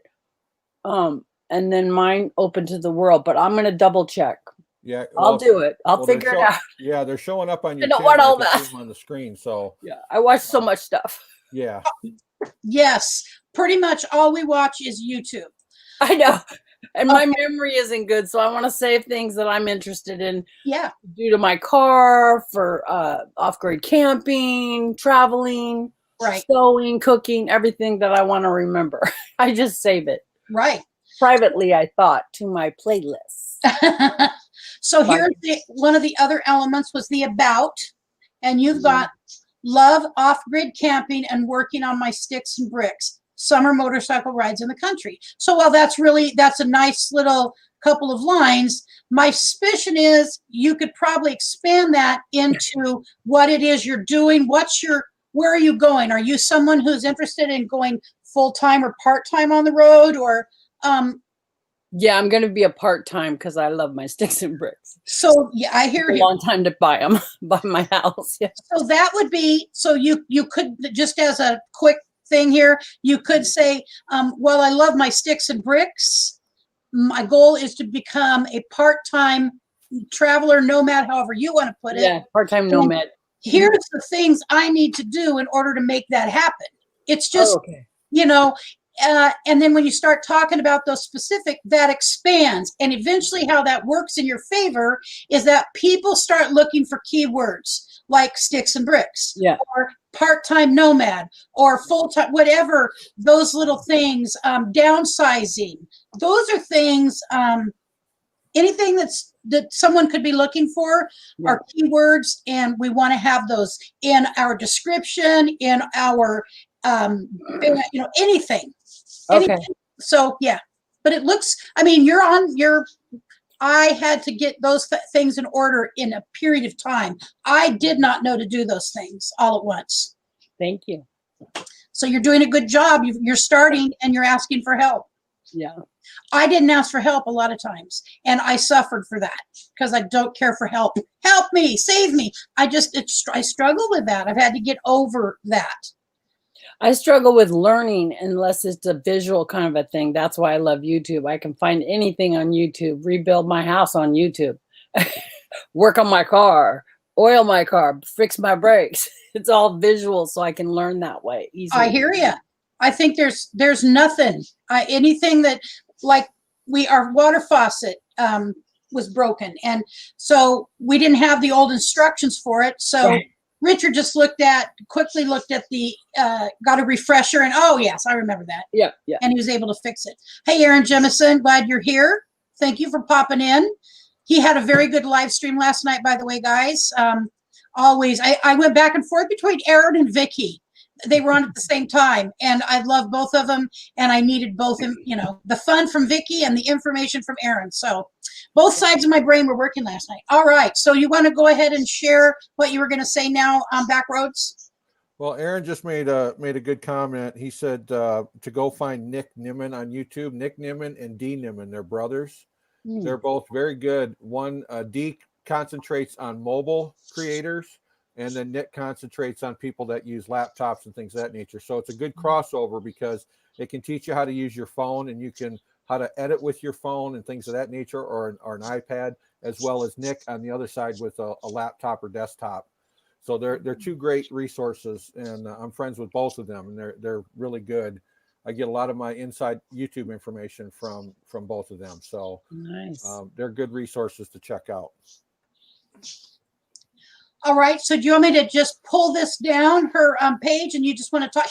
You can stay where you're at if you want to, but you wanted to go into something else. Backroads. Yeah. Okay. Well, just a few editing tips, and I spoke to this last time I was on your live stream. The first thing you should do when you get an idea of what you want to do with your channel is, if you're going to edit your videos, find some music that represents you, represents what you want to project on YouTube. Take that music use it as your intro and build your intro around your music. You want to lay down your music track first, and then you want to cut your segments of video to the beats on the music track. That's the simplest way to get a nice clean intro and a clean outro.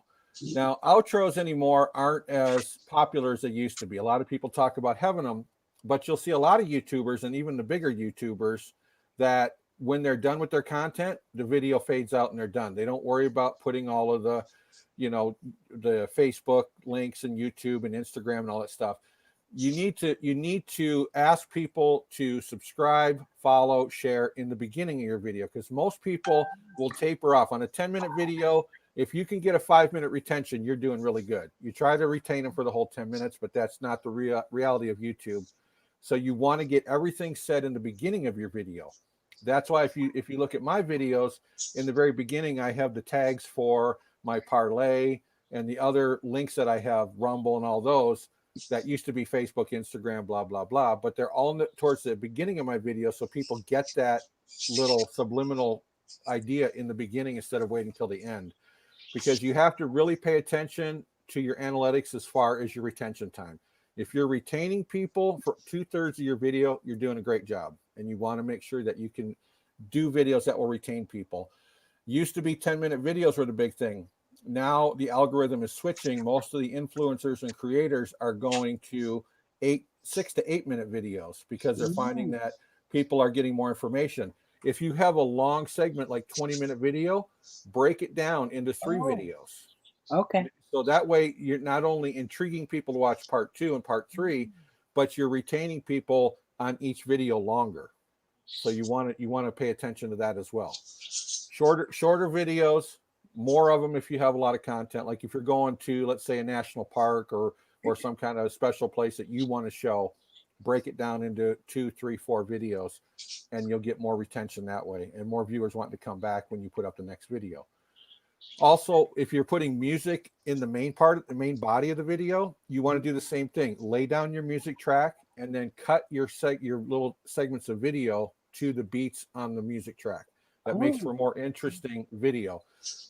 If you cut a shot in the middle between 2 beats, it kind of can throw people off. People are not only visual, but they're very audio oriented as well.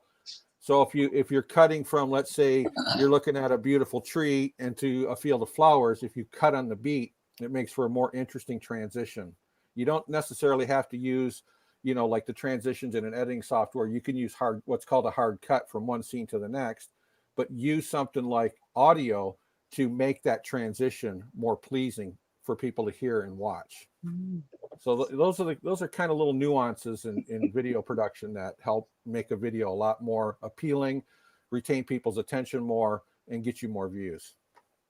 My little toilet paper music I used a YouTube song is so funny. I think it's going to be a good joke video.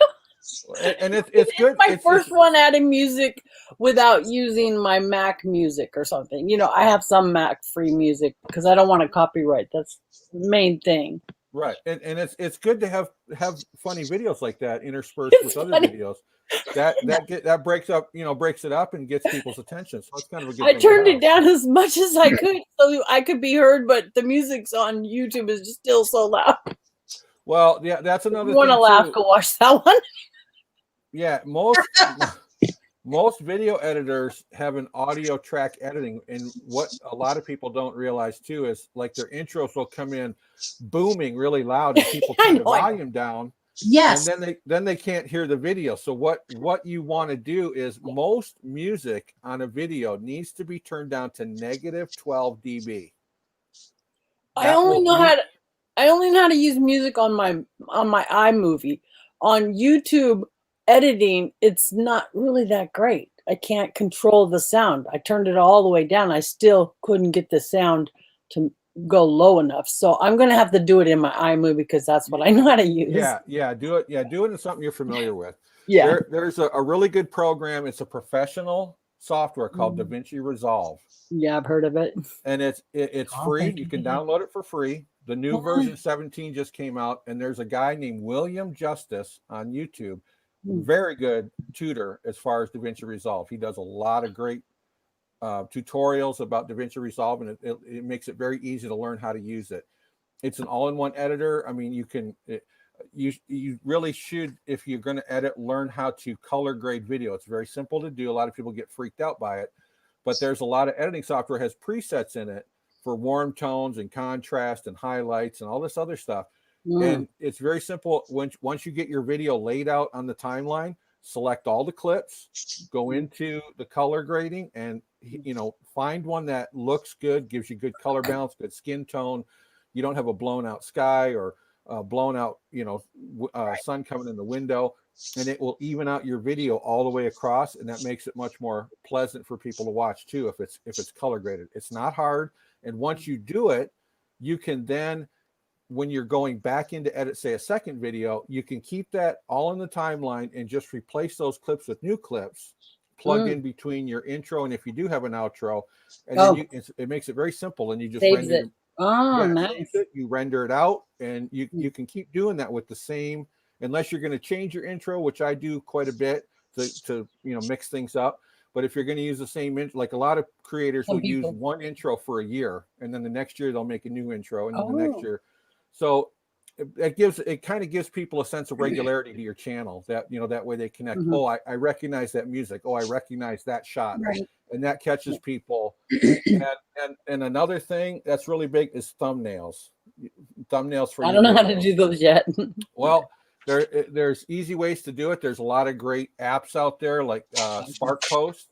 Spark Post, if you do it on your phone, is a free app that you can open up and use. There's Canva, but it's a paid app. There's you can take a favorite shot and tweak it a little bit and put some text over it and make that your thumbnail if you want. And then you can add that to your video, and it will be the thumbnail that people will see when they click on your. Is your the channel. thumbnail the first picture with a 4-second thing? Yes. That's the thumbnail? Yes. Yeah. Oh, maybe I do know how to do thumbnail. I just don't know the words. Yeah. Great. Yeah, Okay. it's what you see, and when you click on someone's and you see all their videos, that's the first thing you see of their videos. Yeah. That's the thumbnail. Yeah. Okay, I can do that. Yeah. So, And here, it's getting that he's used the word regularity. When people notice, like there's a couple of, I will say there's 2 women I watch their videos that they're over usually between 20 and 35 minutes, but because they're things that I want to watch. There's things I want to learn, so I'm willing to spend that extra time watching them. But generally speaking, the shorter the better. I have a lot of people to watch. Yeah. And if you're putting titles over video, use simple text, a simple format, a font that's a simple text that people can easily read. While a lot of these, like real bubbly and curvy text fonts look really cool. Yeah. A lot of people can't read them that fast. And they get lost on what it says. So use something that's a simple font that makes it easy for people to read, and that makes it more engaging. Also, the other one of the biggest things is have good audio. Your video quality can be a little lacking, but if the video is good and the audio is bad, people will click off faster. Go. Yeah, so you want to make sure you have good audio, and if audio is not good, then turn it off, delete the audio, and use music in place of it to tell the story, because bad audio will get people to click off faster than just about anything. Or maybe do voiceover after you're working in your editing, because I can't afford more microphones and iPhones and Mac Pros and things. So I bought, I have earphones, several kinds, but I know how to do voiceover if it's the wind's really loud. I don't have a wind microphone with the fuzzy and all that stuff. But I can do over when I'm editing, if I ever edit. Well, they do make fuzzies that you can buy just by themselves that are relatively inexpensive, that you can either slide over an existing microphone or even over the end of your iPhone. You can slide it over, and it will. This is what I got. And this is what I can't afford more than this. This is what I got for everything. Yeah, and that's fine. But yeah, you can even take like a knit glove that's kind of a loose knit and slide it over the end, and that will help. I did not think of that. That's a good idea. And by the way, that would make a cute short. One of the short, that would make a cute short. Yeah. I'll put that music on there. There you go. I think you just got her. Everybody got to start somewhere, so I'm just gonna leave that one. It's about toilet paper anyway. What the heck? Well, they like Walmart. They have those knit stretch gloves that you can buy for $1 a pair. Yep. You can slide one of those over. Those are kind of a thin knit, and you'll still be able to hear the audio, and it'll help block some of that wind. I have a bunch of material because I sew too. So yeah. So there's things. As long as it's a loose knit that the audio can flow through, then it'll help block the wind, and it'll help cut down that wind noise a little bit. There's cheap alternatives to buying those kind of things. Yeah. So. Thank you. Yeah. I think as far as myself, one of the next kind of investment I want to make is in a microphone for when I do, but I don't have a lot of money to work with either. So I have an idea of one that I would like on a called a 5-fine, and they're about, $60 for the one I would like, but there's cheaper ones as well. So, but I don't want one of those big ones that it takes up 2/3 of your face. Yeah, that's perfect size. Yeah. There's your little fuzzy. Does it clip on your outfit? Is it a Shure? Oh yeah, that's one I like. If I can get one, I'll get one of those. Yeah. This is the Rode Video Micro. It's a good little, With the little and it comes with the dead cat that just snaps right on, and that'd be perfect. You can either put it on a quarter 20, or you can slide it into a cold or hot shoe and turn it down. Then it has the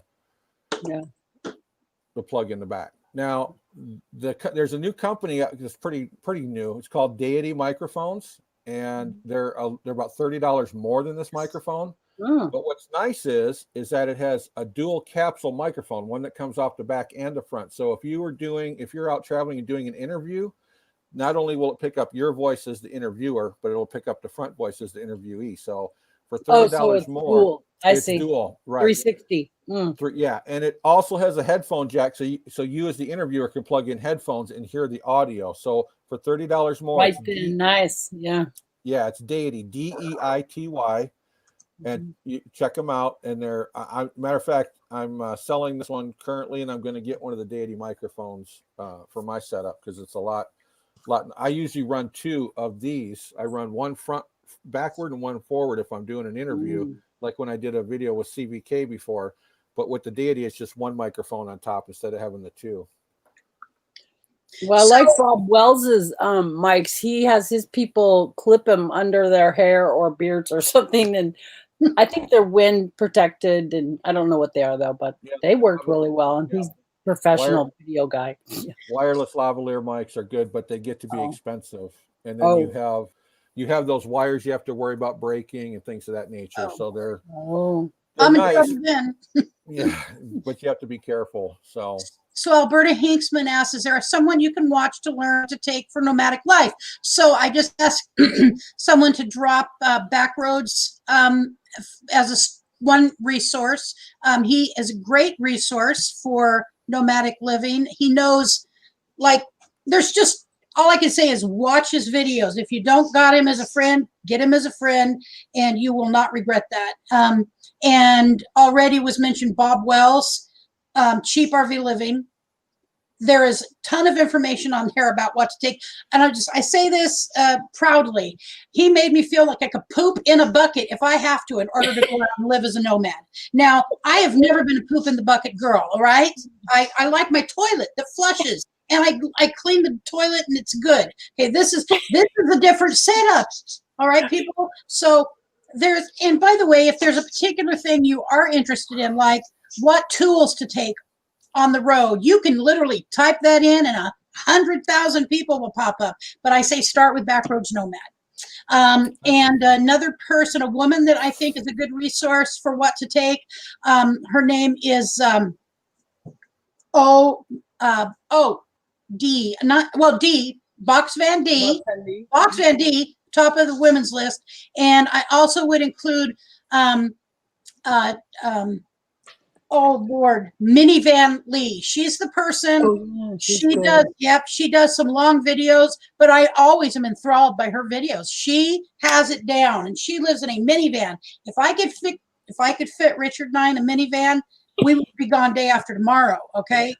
But I just can't. We're two adult people. We're not living in a minivan together. Well, here's I've been saying this for years, and I've said it. I think I said it in your live stream before, Lucretia. Huh? If you're looking to live, you see people living in a van or a Class B or a Class C, go out and borrow a van from somebody rent a van. You can go rent a U-Haul van. Mhm. Go take a weekend, take one tote each, put what you need for clothes in that tote, and take a tote for cooking, and go out and do it for a weekend. See what works for you. Try a Class B motorhome. You can rent them for a weekend. Try a Class C. You can rent them for a weekend. It may be a little expensive, but it's a cheap investment before going out and actually purchasing something and being stuck, so to speak, with that vehicle, Right. until you can either sell it or afford something else. Go out, if you think you can live in a 25-foot Class C, rent a 25. If you need a 30-foot, rent a 30-foot. Rent whatever you need and take it for a weekend and try it. It'll give you an idea for a foundation of what you're going to be comfortable either living in or living out of. I can personally live out of a van because I'm not living in the van. There may be rainy days. If I wake up in the morning, it's a rainy day, guess what? I have wheels under me. I can drive to somewhere where it's not raining and go do something I want to do. So you really need to try it out before you buy it, because once you buy it, you might be stuck. Or, you may not have the opportunity to get rid of it as soon as you want after you find out it doesn't work for you. It's better to know in advance. You see people living out of Honda Elements and Priuses and everything else. A lot of people can do it, but you have to know your own mindset as far as what you're going to be comfortable with. And because someone else is comfortable in a Prius or an Element doesn't mean you would be at all. Right. So yeah, I stress that more than anything. Try out what you think you want before you dive in and buy it. I need to point out another person who's an absolutely a cornerstone resource, Aaron Jemison. If you do not have Aaron as a friend, get him as a friend. He is a wealth of knowledge. Like Backroads is a wealth of knowledge. Aaron is a wealth of knowledge. There's between these two particular men, there is a bottomless pit there of knowledge. I don't know where they got it, but I suspect it's years of experience, and that's what this potential Nomad needs. So I asked him to please drop Backroads link. If somebody could please drop Aaron's link as well, that would be really helpful. So let's see, there was another question. Camping therapy. Camping therapy. So have you done a lot of camping? Both of you did a lot of camping before you decided to go out on the road, and that's how you knew you liked it? Actually, I haven't been camping in a few years, quite a few years, but I do. What we love is we love outdoors. We both love to travel. We haven't, because we live on a really limited income, we haven't had the means to just go rent motel rooms and Fly around. we do what we can, but we want to do a lot more. And I have so a couple of years ago, after having a very major back surgery, my 11th major back surgery, as a matter of fact, I went and was watching YouTube. Because I wanted to find a cheaper way to live. And I ran across Bob Wells. And we all know what Bob Wells, his message. So, I mean, I just assume that. Maybe we all don't. But his message is about living free, living without the cumbersomeness of the money we pay for rents, which I do not, or mortgage. This house is paid off. But there is, by the way, there's a thing called taxes. And there's an upkeep of a 3-bedroom, 2-bathroom, living room, family room, dining room house. I don't want it. I have disabilities. I have a mobility disability, and I can walk, but I can't walk far. And I now, probably for the rest of my life, will need to use a walker if I want to go on a walk. And I'm having to adjust my life to that. But I've lost 2 sisters. I lost one 20 years ago, and I lost one 4 years ago. There are 4 of us left. I do not want to die and not have lived the way I want to live. I've lived the way I want to live to this point. But from here on, I need to do something different. And it's a genuine pull. And so Bob made it look like it's doable. And not just Bob. So all the people I started watching, and I found Box Van D. And I don't mean to talk so fast, but I found Box Van D. And Box Van D was like, whoa, wow. She started out in a car. And then, all the things she's progressed through. So I followed her long before I kind of got in this community. And then from D, I found another person, Blue Wave Bob, Blue Wave Odyssey.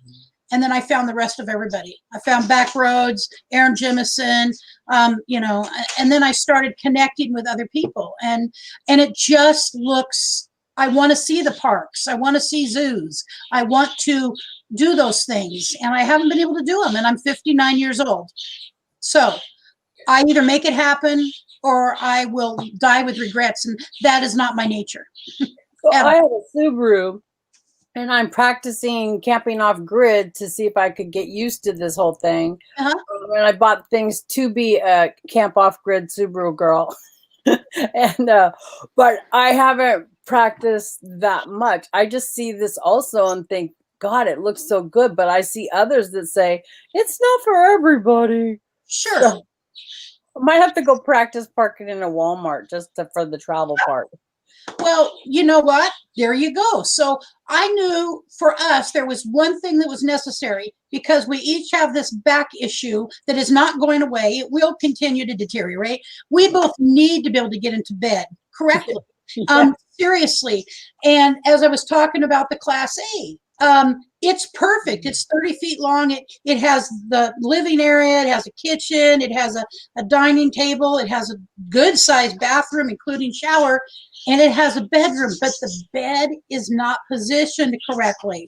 And I'm a little worried, even though Richard says, oh, I can get into that, no problem. I'm a little worried that he will struggle with that. And so that's why this Class C has an attraction. It is single beds right side by side, but we wouldn't have any trouble getting in and out. You know what I'm saying? So I knew that the bed was one of the things we were going to have to pay attention to because I had romanticized living in a van because I thought, oh my God, look at that. They're white, stuff's blowing in the wind and they're white. I swear, I'm a visual person, and I'm an idiot sometimes. But I really thinking that we could live in a van was hysterical.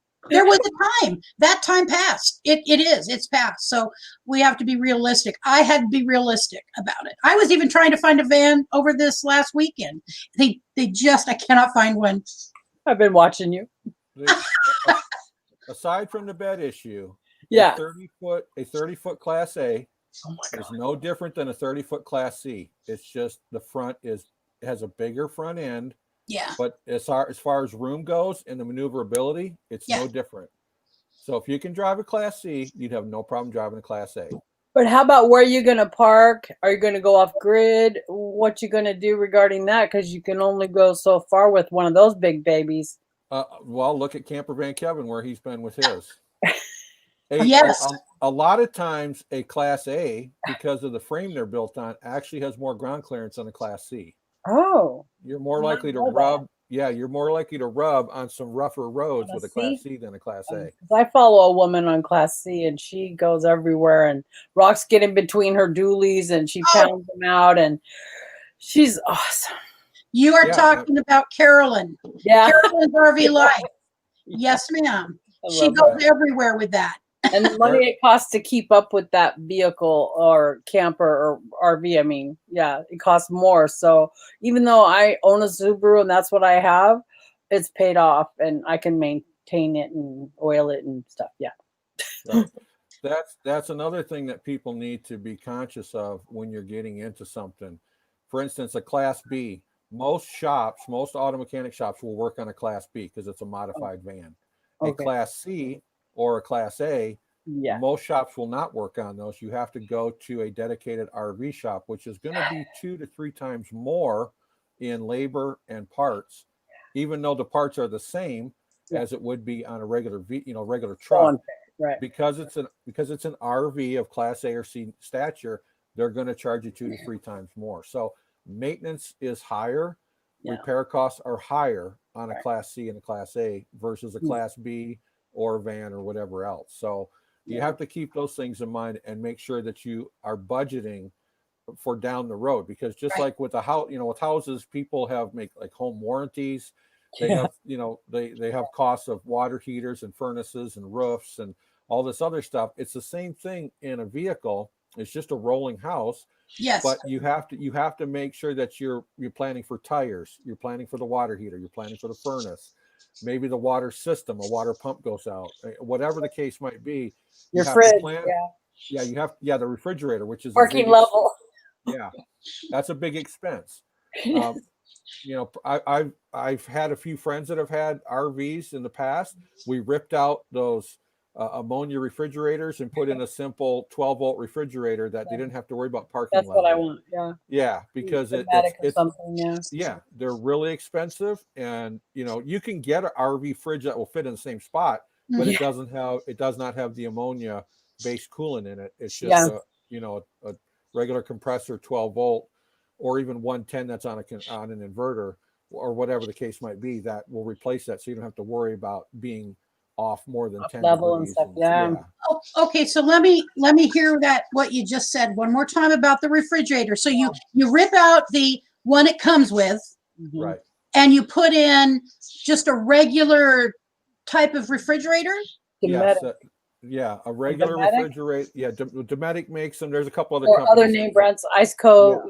Yeah, Winter. There's a couple others, but because they can go 35-degree angle without going off kilter, right? Exactly. That's why you would do that. Yeah, exactly.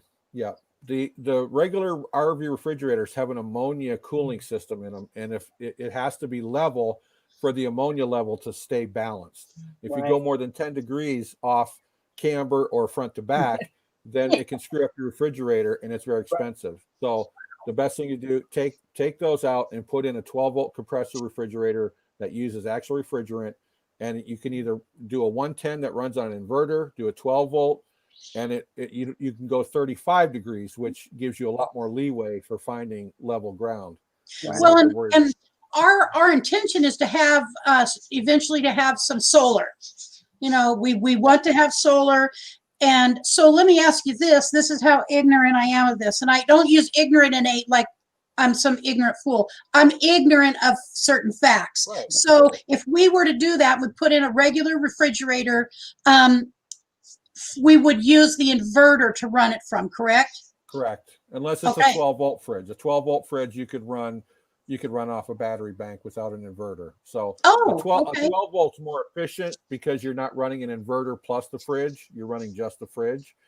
So you want to try to get as many 12-volt low amp draw appliances or whatever you're going to do as you can, so you don't have to run the inverter as much. Right. Here's another thing that people don't think of that I've been doing since I started this in '99. If you buy an inverter, don't buy a 2,000 or 3,000 watt inverter. Buy 3 1,000 watt inverters or 2 1,000 watt inverters. What? Yeah.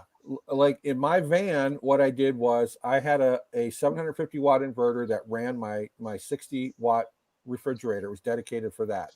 Then I had another 1,000 watt inverter that I could use to charge up different devices. I break them up because if one goes bad, then you're without everything. If one goes bad, you still have a backup and you can replace that other one down the road. So I suggest people break it up into, either like 4 750 watt inverters or 3 1,000 watt inverters or 2 1,000 watt inverters.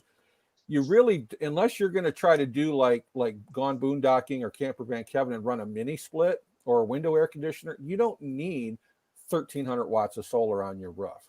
If all you're going to do is run a refrigerator, maybe charge a laptop and some cell phones, maybe watch a TV if you get a low amp draw TV, you can get away with easily a 500 or 750 watt and a 1,000 watt.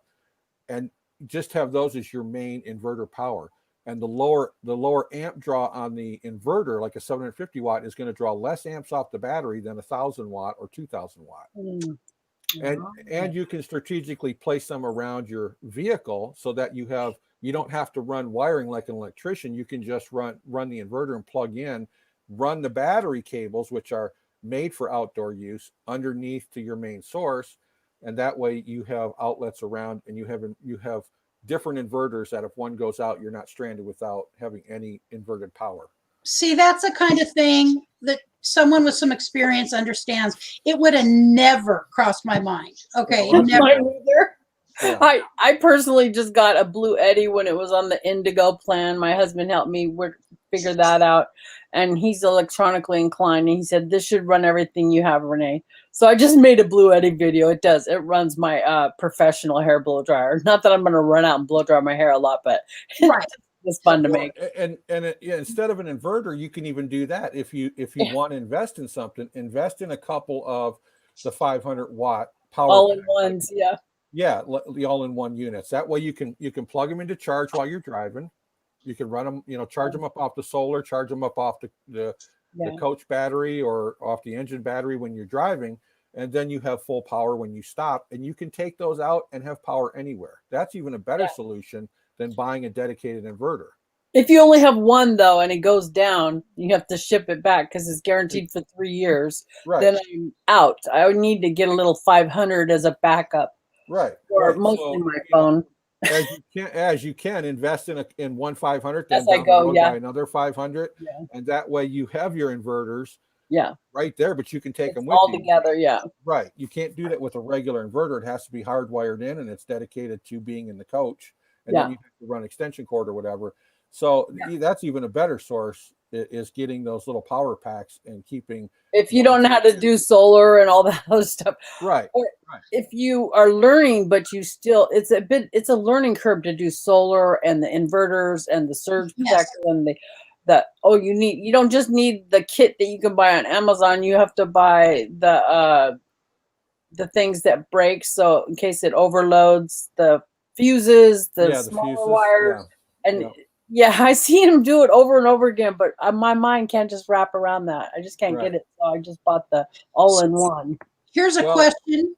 So I could run my power chair off its own inverter.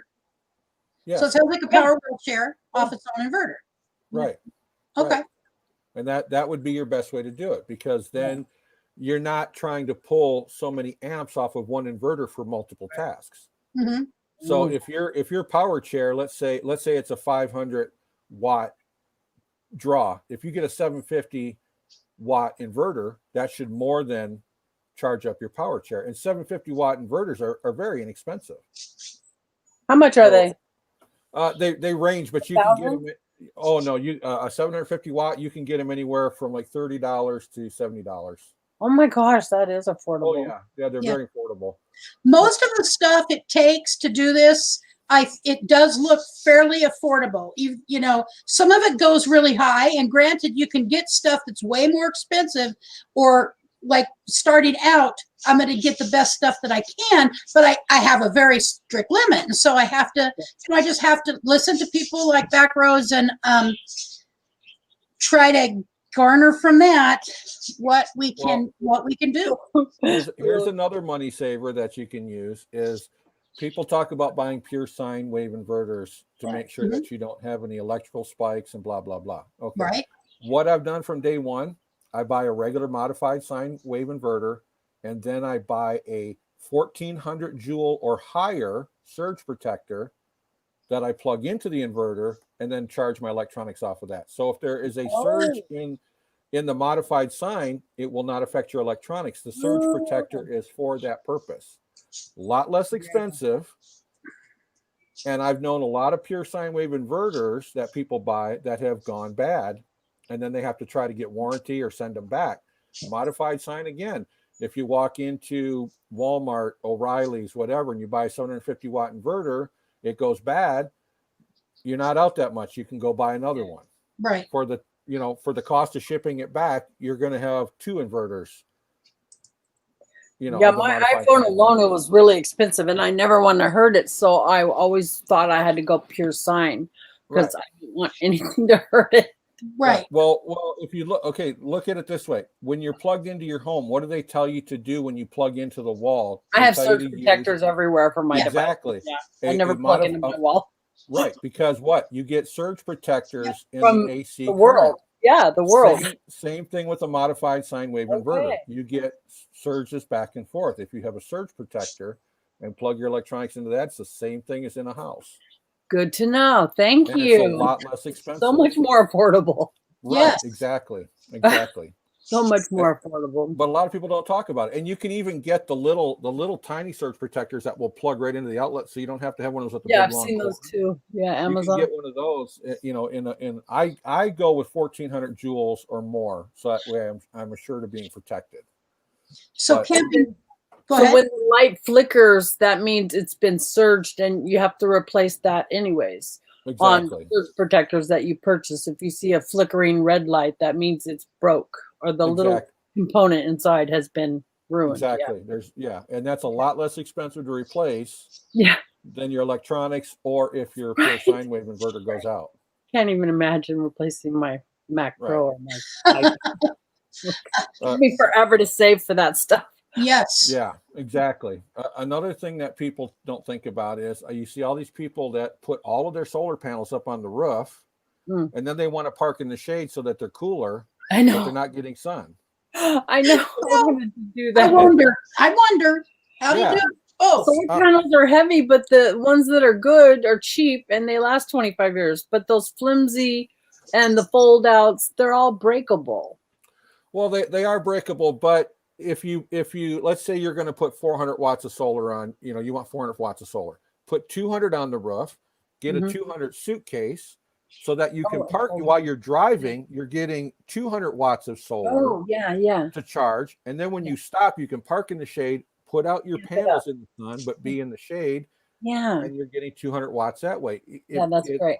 It will, if you're driving and charging, you're getting, let's say you have 400 amp hour battery, you're getting half of it, but it's still charging. Then you can put out the other two and if you need to, maybe park out in the sun for a little bit to get 400 total, then go in the shade and keep kind of a trickle charge with the 200 watts to keep it kind of somewhat topped up.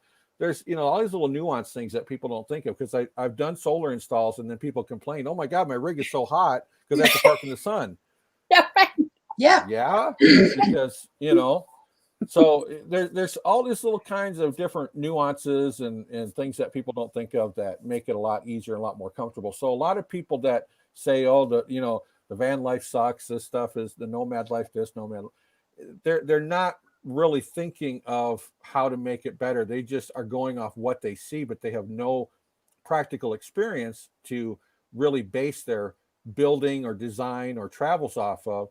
And they don't think about these little things, and these little things can make a lot of difference. Life better, It makes it better, exactly. A lot more comfortable and a lot better, yes. Here's a comment from Chewy Limited. Voltage regulators also would come into play. Not just surge protections. Yeah. So how does that? So how would that work? Well, a voltage regulator in line with your solar, like between your inverter and your solar, will help regulate the voltage so that you don't get spikes as well. Okay. Oh.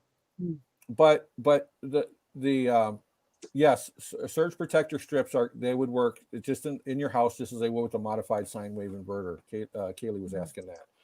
But modified sine wave inverters put out what they call dirty electricity. It's not clean like a pure sine wave. So you can do voltage regulators, but sometimes those voltage regulators can fail and you not know they fail. They can still produce electricity. So you still could get surge spikes.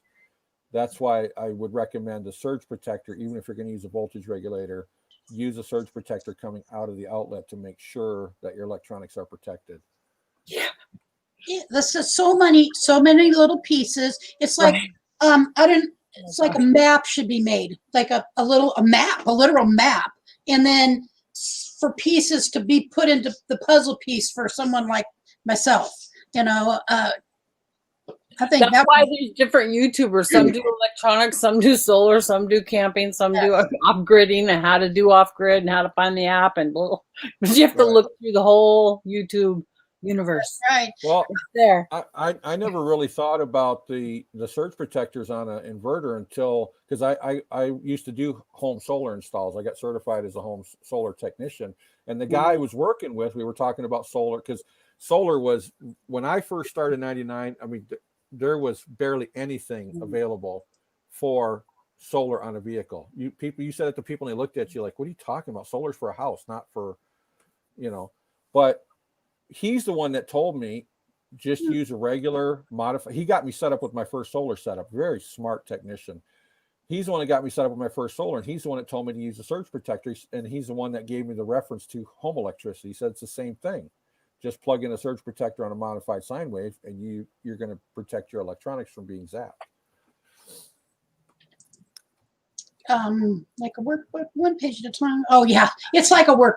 Yes, I hear you, Kaylee. One thing at a time. So I think we got a bunch of information today, a bunch of information that for myself is useful, and I'm hoping that it was useful for other people as well. Because I hope so. This was, you pay. There are people who charge for this information, and so I'm grateful when someone like Backroads comes on and is willing to share his knowledge. And the other person, if you don't know him, Aaron Jemison, the same thing. Tons of information that is there for the taking. And so both of these people have great information. I'm not saying that other people don't. And by the way, I want to say hello to my sister, Olita Hemmerly. And she used to sell buses in Arizona. She lived in Phoenix area, like a suburb of Phoenix, for about 13 years and sold buses. And so she has helped me quite a bit on figuring out my situation, although she really does believe that a Class C would be ideally better for us. But yes, hello, Patty. I call her Patty. And by the way, she calls me by my middle name, Brat. No, it's Kay. And she calls me Kay. So let's see, Kaylee says, Keith from Traveling Down the Banisters created an excellent best practices safety video. Okay, there you go. There's something else that all of us need to know too. I've been thinking about safety. So I think what I'm going to do is I'm going to drop you two down, and I'm going to say thank you first for coming up and being willing to let us look at your channel, Renee, and Backroads for coming up and doing some schooling for us. Well, one more tip. All right. Whatever you get, save up. If you can't afford it right off the get-go, save up and put all-terrain tires on it. Yes. All terrain. I don't care what people tell you. Don't put highway tires. If you're going into the desert or you're going into any back road situation, you don't want street tires. You want all terrains on that rig. It will save you a lot of grief and may keep you from getting stuck, especially out in the sand in the desert. Oh, sure. I mean, all terrain tires and PLB, a personal locator beacon. That's kind of a joke, but yes, I really seriously thinking of all of the safety issues and all of that. So I want to thank you two for helping me out today and being great support hosts. And man, I always learn so much when you're on Backroads. No problem. I'm here to help. All right, dear. Thank you both. Bye, y'all. All right. Bye-bye. All right. All right. Okay.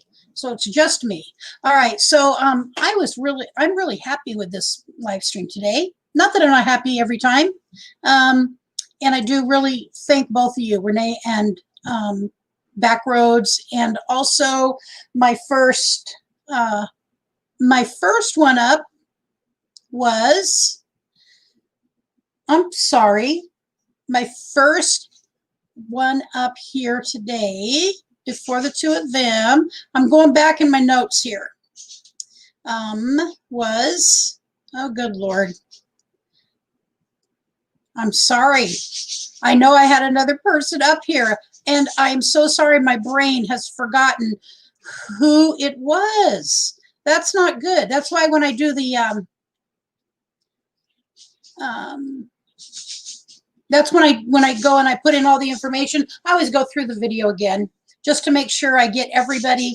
Victoria, thank you. Oh Lord God, I can't believe I almost forgot Victoria. Vicky, too, as well, for letting us look at her channel. So I love looking at people's channels. I learned from it, and I hope you guys learned something from it too. And then having Aaron come up here. He is excuse me, Backroads. Aaron was over here in the chat, chatting and giving us information for Backroads coming up, and for Aaron also sharing information that we all can use. So I think we're done for today, unless there's something somebody else needs help with.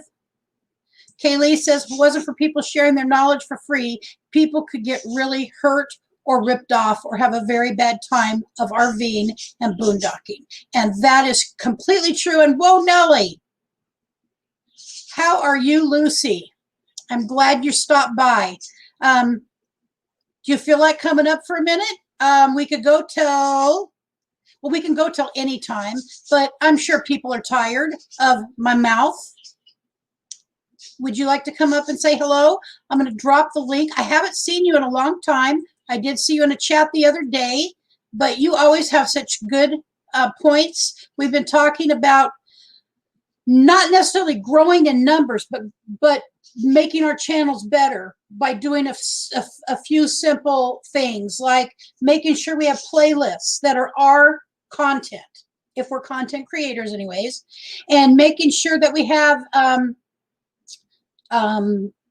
apportion them out properly, and then also that we have a about description, because the about description for some people, you know, is, well, I look at it. Not everybody does. I always look at about just because I'm interested. I'm like the person who reads the back of the book first. I'll still read the book, but I do not read the first page first. I read the back. I want to know how it works, how it ended, and go from there. And so I'm the back of the book reader. And so anyways, I enjoy having people that I get to hang out with. If you'd like to come up, or if you just wanted to say hi in the chat, that's okay too. I'll give you a minute. I dropped the link just in case. And so good information from Backroads. I've actually made notes. I've made notes. Talk to Backroads before you do anything, Lucretia. No, Richard is very smart, but he's never set up a rig.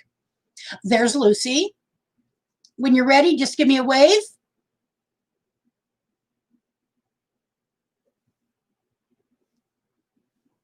Okay, I think, are you ready? Okay, I wasn't sure. Okay. How are you? Pretty good. Sorry, I'm coming into your live so late. I didn't realize. I just sat down and got to, because I've been working out in the rig, and sat down to eat a little bit of lunch and get on here and do a little bit of computer work. And Burning Up the Roads is on. So well, I'm glad you sat down. So what is the status of your travels right now? We're going to wait until after the new year. Normally we'd be gone like a month ago already.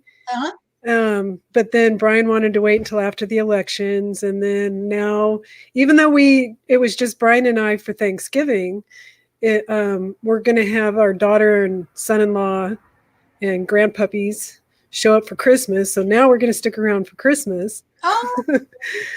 And then leave on the first of the new year. So well, that's kind of our plan. That's as long as we get our rig.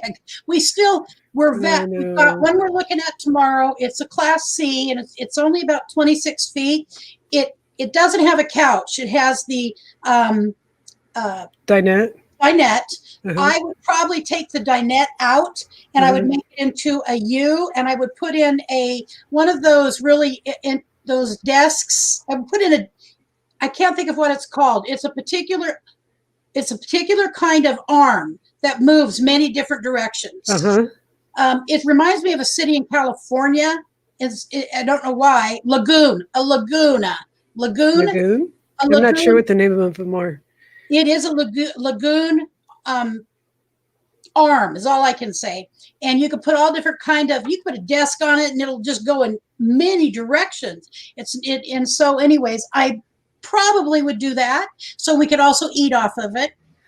So you don't want to put like lounge, not lounge chairs.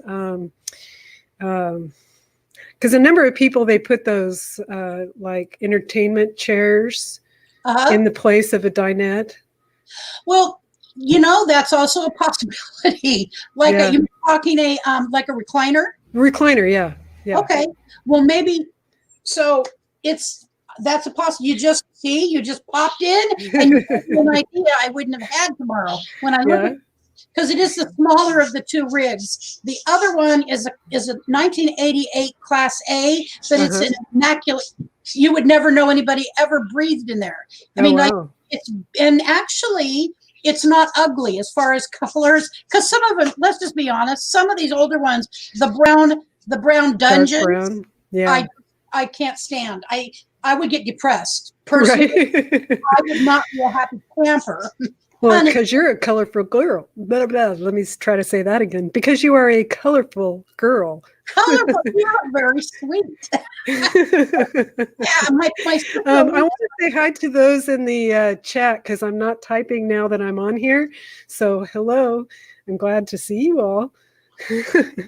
It's nice to have still 11 people in here at 2.5 hours almost. So, oh, you've been on here that long? Yes. Oh, wow. I really caught the tail end, didn't I? Yes. But that's all right. You gave me some information I apparently needed because I hadn't thought of that. But I'm afraid of driving a Class A. And I've been honest about that today. One of the things holding me back, Backroads Nomad offered to come from Idaho to my home in Eugene, Oregon to give us driving lessons. If we were to get it. And well, how long is the Class A? It's 30 feet, but it has everything we need. I mean, it has the living area. It has. Well, I'm just thinking driving wise, 30 feet. That's not too bad.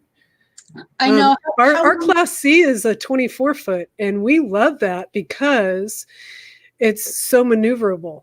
Okay. It's like driving a truck instead of driving this big, huge rig, and it's got plenty of space for us. Okay.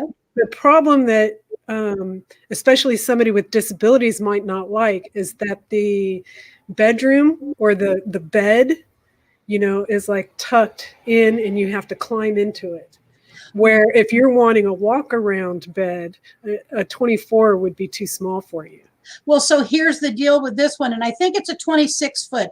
It has twins in the back. Now, nice. They're right side by side and they're close together. But it's not ideal. We would prefer to have a queen size walk around. Yeah. But if we can't get and that's in the Class C. In the Class A, for some reason at 30 feet, they've got it. It's positioned in a way that it's east to west, not north to south in the room. Oh, so one of you'd have to climb over the other. Well, or Richard believes he would get in and out of the end of the bed just fine. I have issue with that. We both have back issues. He just, 2 months ago had a back surgery. He's had struggle recovering from, partly because we immediately in about a week, we started out on the road looking for RVs, driving hours. Like we've been all over the state of Oregon. Well, I know how badly that you really want to get a rig. Have you actually written down the requirements that you have, like a walk around bed, those kind of things? Yep. So you know that when you're looking, you automatically know, nope, that's not it because this is what we want. Right. We won't even look at anything that doesn't have bedding, sleeping accommodations on the floor, so to speak. Either, a twins or a walk around queen. We don't even look at those things. So yes, that's the number one. I figured it out because if I could fit us into a Econoline. Just a minute. All right. Oh, our DJ is back. Hello, Sonia. Glad you stopped back in. Sorry about that. That's all right. I figured you all didn't want to hear her barking. We have dogs. So I knew from the get we needed that. Otherwise, I would be in an extended Econoline. I just think I really, truly think it looks really fun. So I'm telling you, I think that this, if we go into a Class C, it will be more similar to what I think of as being really fun. Yes. I don't know why. I just, Yes. the Class A would be more room. It has a couch and 2 chairs. It has the dinette. It has the kitchen, really good sized bathroom area split up. You're not stuffed in anything, but it has the wrong bed. It's all I can say. Right. Whereas, And then also too, you have to take into consideration if it's got the couch and it has the dinette and it has all these things, how much of it are you actually going to utilize? Yeah. Well, I think I would have taken out the dinette and put in a nice big desk there. Since we would have the living area. So you're saying you're in this I really need to hear. So you're in a 24-foot. Yes. And so you come in, I'm assuming, and then the cab stuff is over here. And then you walk right into what? We have the dinette. You have the dinette. Yes. And we have from the driver's side all the way to the bathroom is a slide. So it's a pretty big slide. Okay. And it slides out and creates quite a bit of space. But when you first walk in the door, the cab is on the right. You're looking at the dinette. The kitchen is on the left. The bedroom's on the other side of the kitchen, and the bathroom's on the other side of the slide, with a cabinet. Yeah. I really should do a walkthrough because I've done a lot of upgrades for storage and things like that to it. And I've covered the seats and stuff like that. Yeah, see, Brian and I, not a lot of people like the dinette, but Brian and I really like the dinette because we like to sit and play cards with each other. Right. So we like having that table across from us. Yeah. And then when we like to sit and watch movies, then we scoot together on the dinette and sit and watch movies. So the dinette works for us. But if you were wanting to take out the dinette, put in recliner chairs or put in a desk, that's very doable. The only thing I think you wouldn't like is the bed. You wouldn't want that small of a Class C because they compromise with the bed. Yeah. So this is it's the 26. I believe it's 26. I don't think it's 28. Or there would be probably the couch as well.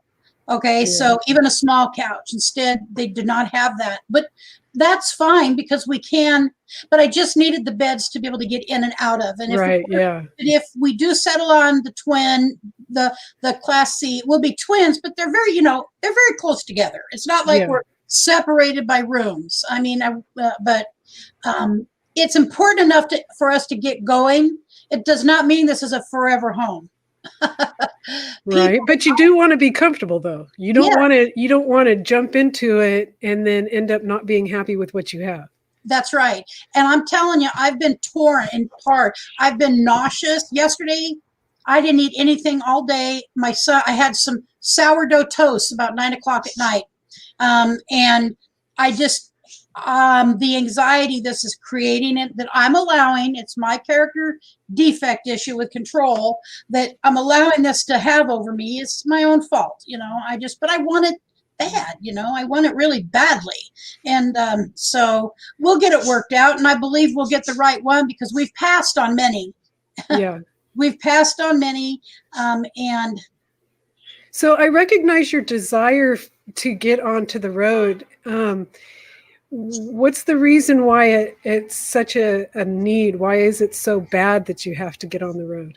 So the reason I want to get on the road is I just turned 59 in October, and I lost a sister who was 44 20 years ago, and I lost another sister, and that one was out of the blue. It was brain aneurysms. And so then my sister, our very oldest sister, passed 4 years ago in July from COPD, really severe. It was horrible. And it also took my mother. I've never smoked, so I don't have any issues like that. But as my disability, my mobility disability becomes more part of my life, I realize that my life, I'm going to say this in a way that I do not cry, but I'm probably going to cry. I feel like I'm losing my life. And I don't want to do that without doing, it's not life-threatening. Mobility is not life-threatening unless I put myself in a position where I hurt myself, but it's not like having COPD like my sister and my mother. It's not like having a brain aneurysm like my other sister. And other than that, I have a couple of other health issues, but managed correctly. I have a blood clot issue. I have to have my blood, it's called INR, checked at least monthly, okay? And so I don't want to die without doing the things. I'm facing mortality, for me. I'm facing mortality. And I try to be honest about it without becoming, maudlin. And I don't mean it like in a poor me way at all either. I get a choice. And when I heard Bob Wells talking about this, I knew that was exactly what I needed to do. It's gotten more profound as the 2 years that I've been watching all this has gone on. Yeah.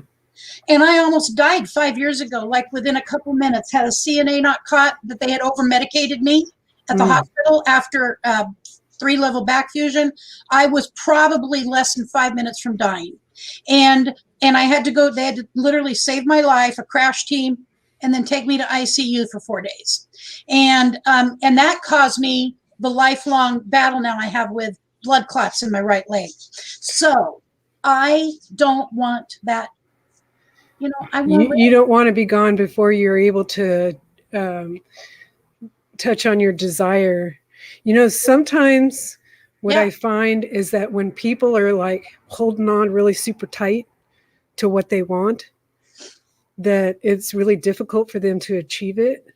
Maybe take a day, just one day, to completely not look at any RVs, not think about RVs, not go search for RVs, and just relax a little bit. Mm-hmm. And then once you've done that, then you can be able to get back into the game and maybe see a little bit easier. I know how I know how badly you want it. My desire to be on the road is all the time. I get that. But it's like my daughter was talking to me earlier today, and she said, "Mom, today is day 5 that I uninstalled all these social apps off my phone. I decided that I am not going to get on social media on my phone." And she says it has changed her life. Wow! Just by taking that moment to let go. Uh-huh. And the reason I'm talking to you about it is because I need the same advice. I need to hear this too. Just let go, So today I've hardly been on the computer. I've been out going and doing things. I've been, like working on some reflectics in the rig, and man, what a relief. So maybe instead of letting yourself get so wound up that all you're eating is a piece of bread at 9 o'clock at night, maybe giving a let go would be kind of nice. So I know you don't want to hear advice. That's not what you want to hear. You're right. You're right. And I have been I wanted to go see it today. I was willing. I'm like, the lady lives, the Class C is about 60 miles. Well, no, it's about an hour south of us, southwest towards the coast. We have to go down I-5 and then cut off and go across a little ways. But she said no. Her and her husband had a doctor's appointment today, and tomorrow I could see it at 11. And so it forced me to have to, I'm not looking at any other RVs, by the way, between then and tomorrow.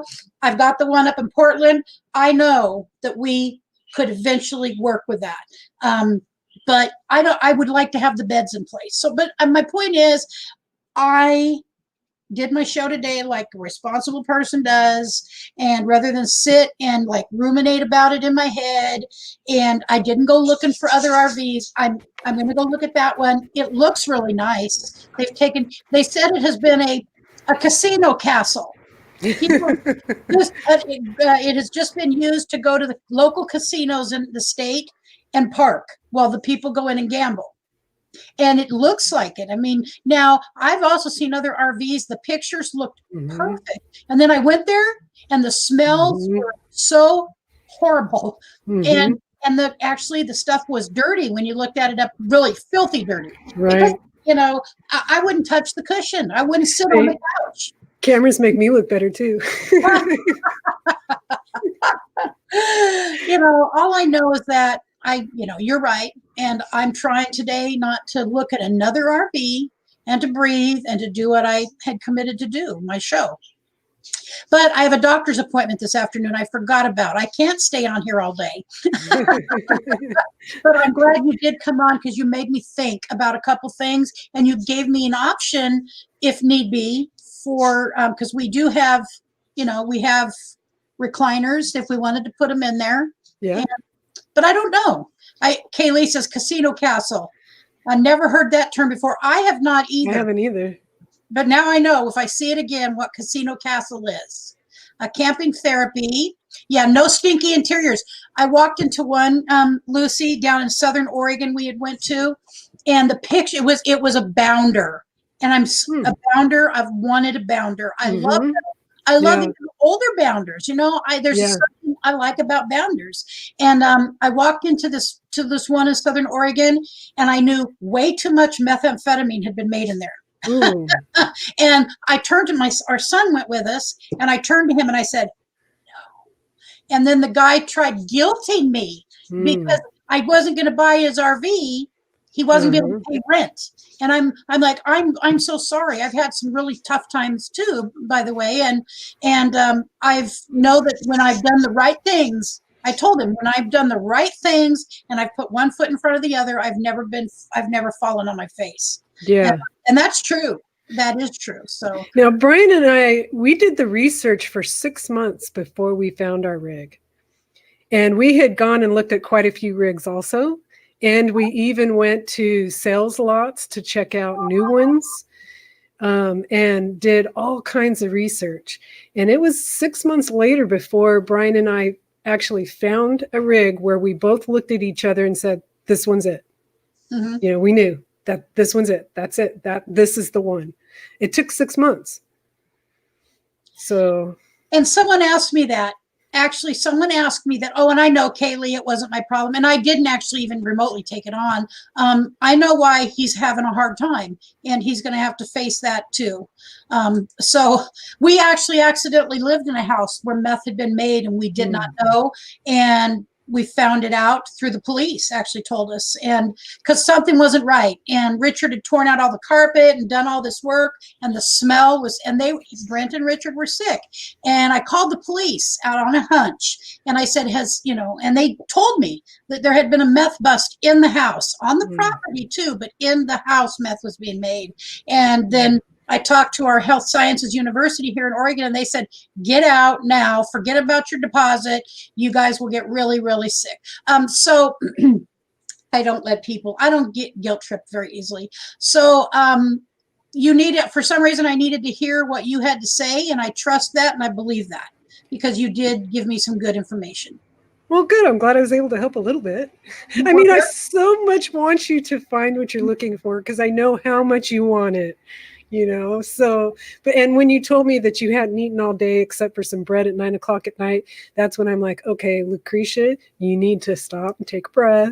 Yeah. It's a really emotional process. I didn't anticipate that part of it. Now, if I had $20,000 to use, okay, if I had that, I know that very easily I could go get what I wanted. Since I have not had that, I have had to be really, really frugal, and had to be really patient for some good things to come across, the marketplace and Craigslist. Because, generally when you're looking at under $10,000 for anything, it's just not of good quality.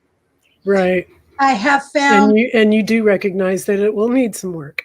Yes. And we're okay with that. We don't mind. Once Richard's back is better, and he will heal, he's very much completely able to do what needs to be done. But, and so I'm having to consider that we may not be able to leave the 1st of January. And if we have a rig, it's fine, as long as we're working towards that. There's so many people I want to meet and see. I want to, that are local even. I want to go up to Washington and meet Victoria May Wallace, and down south and meet me. You're in Oregon? No, I'm in Central California. Oh, well, because you're on the way. No, I want to meet you. You're one of the people I want to, everybody on here. So I got to figure out how to get everybody together, or a really good map drawn out for me. Okay, we're going to stop here, and we're going to stop here. We're going to stop here. So anyways, thank you. Let's see. Yes, Richard needs to do what the doctors say. Yes, and he really doesn't. He does way more than he's supposed to, and he just got to heal, or it's going to be for naught. That surgery will be for naught. So, well, thank you. Jill Weatherly says, come to Tucson. Tucson. I love the pictures and the videos of Tucson. So thank you, Lucy, very much. I'm dropping down because I'm gonna close, but I needed what you had to say. All right. Well, I'm glad I was able to help a little bit. Thank you. Thank you for having me up, and I really hope that you find what you're looking for. Thank you so much. I appreciate it. All right. Bye-bye, dear. All right. Bye. All right. Well, if you don't know Whoa Nellie RV Adventures, please go check them out, because she and her husband are fabulous videographers. They do great videos, and Lucy is so sweet. Just one of those sweet people that you can I can feel it, So anyways, thank you so much, everybody. I think we've covered everything. We're at almost 3 hours. Oh, good Lord. 10 more minutes. I didn't realize. I thought we were right at 2.5. All right. So I appreciate everybody. And you helped me ground myself and keep me in my seat today rather than going bonkers over tomorrow. But I feel much better, and I love you all. I just wish for you to stay safe, stay healthy, and be blessed.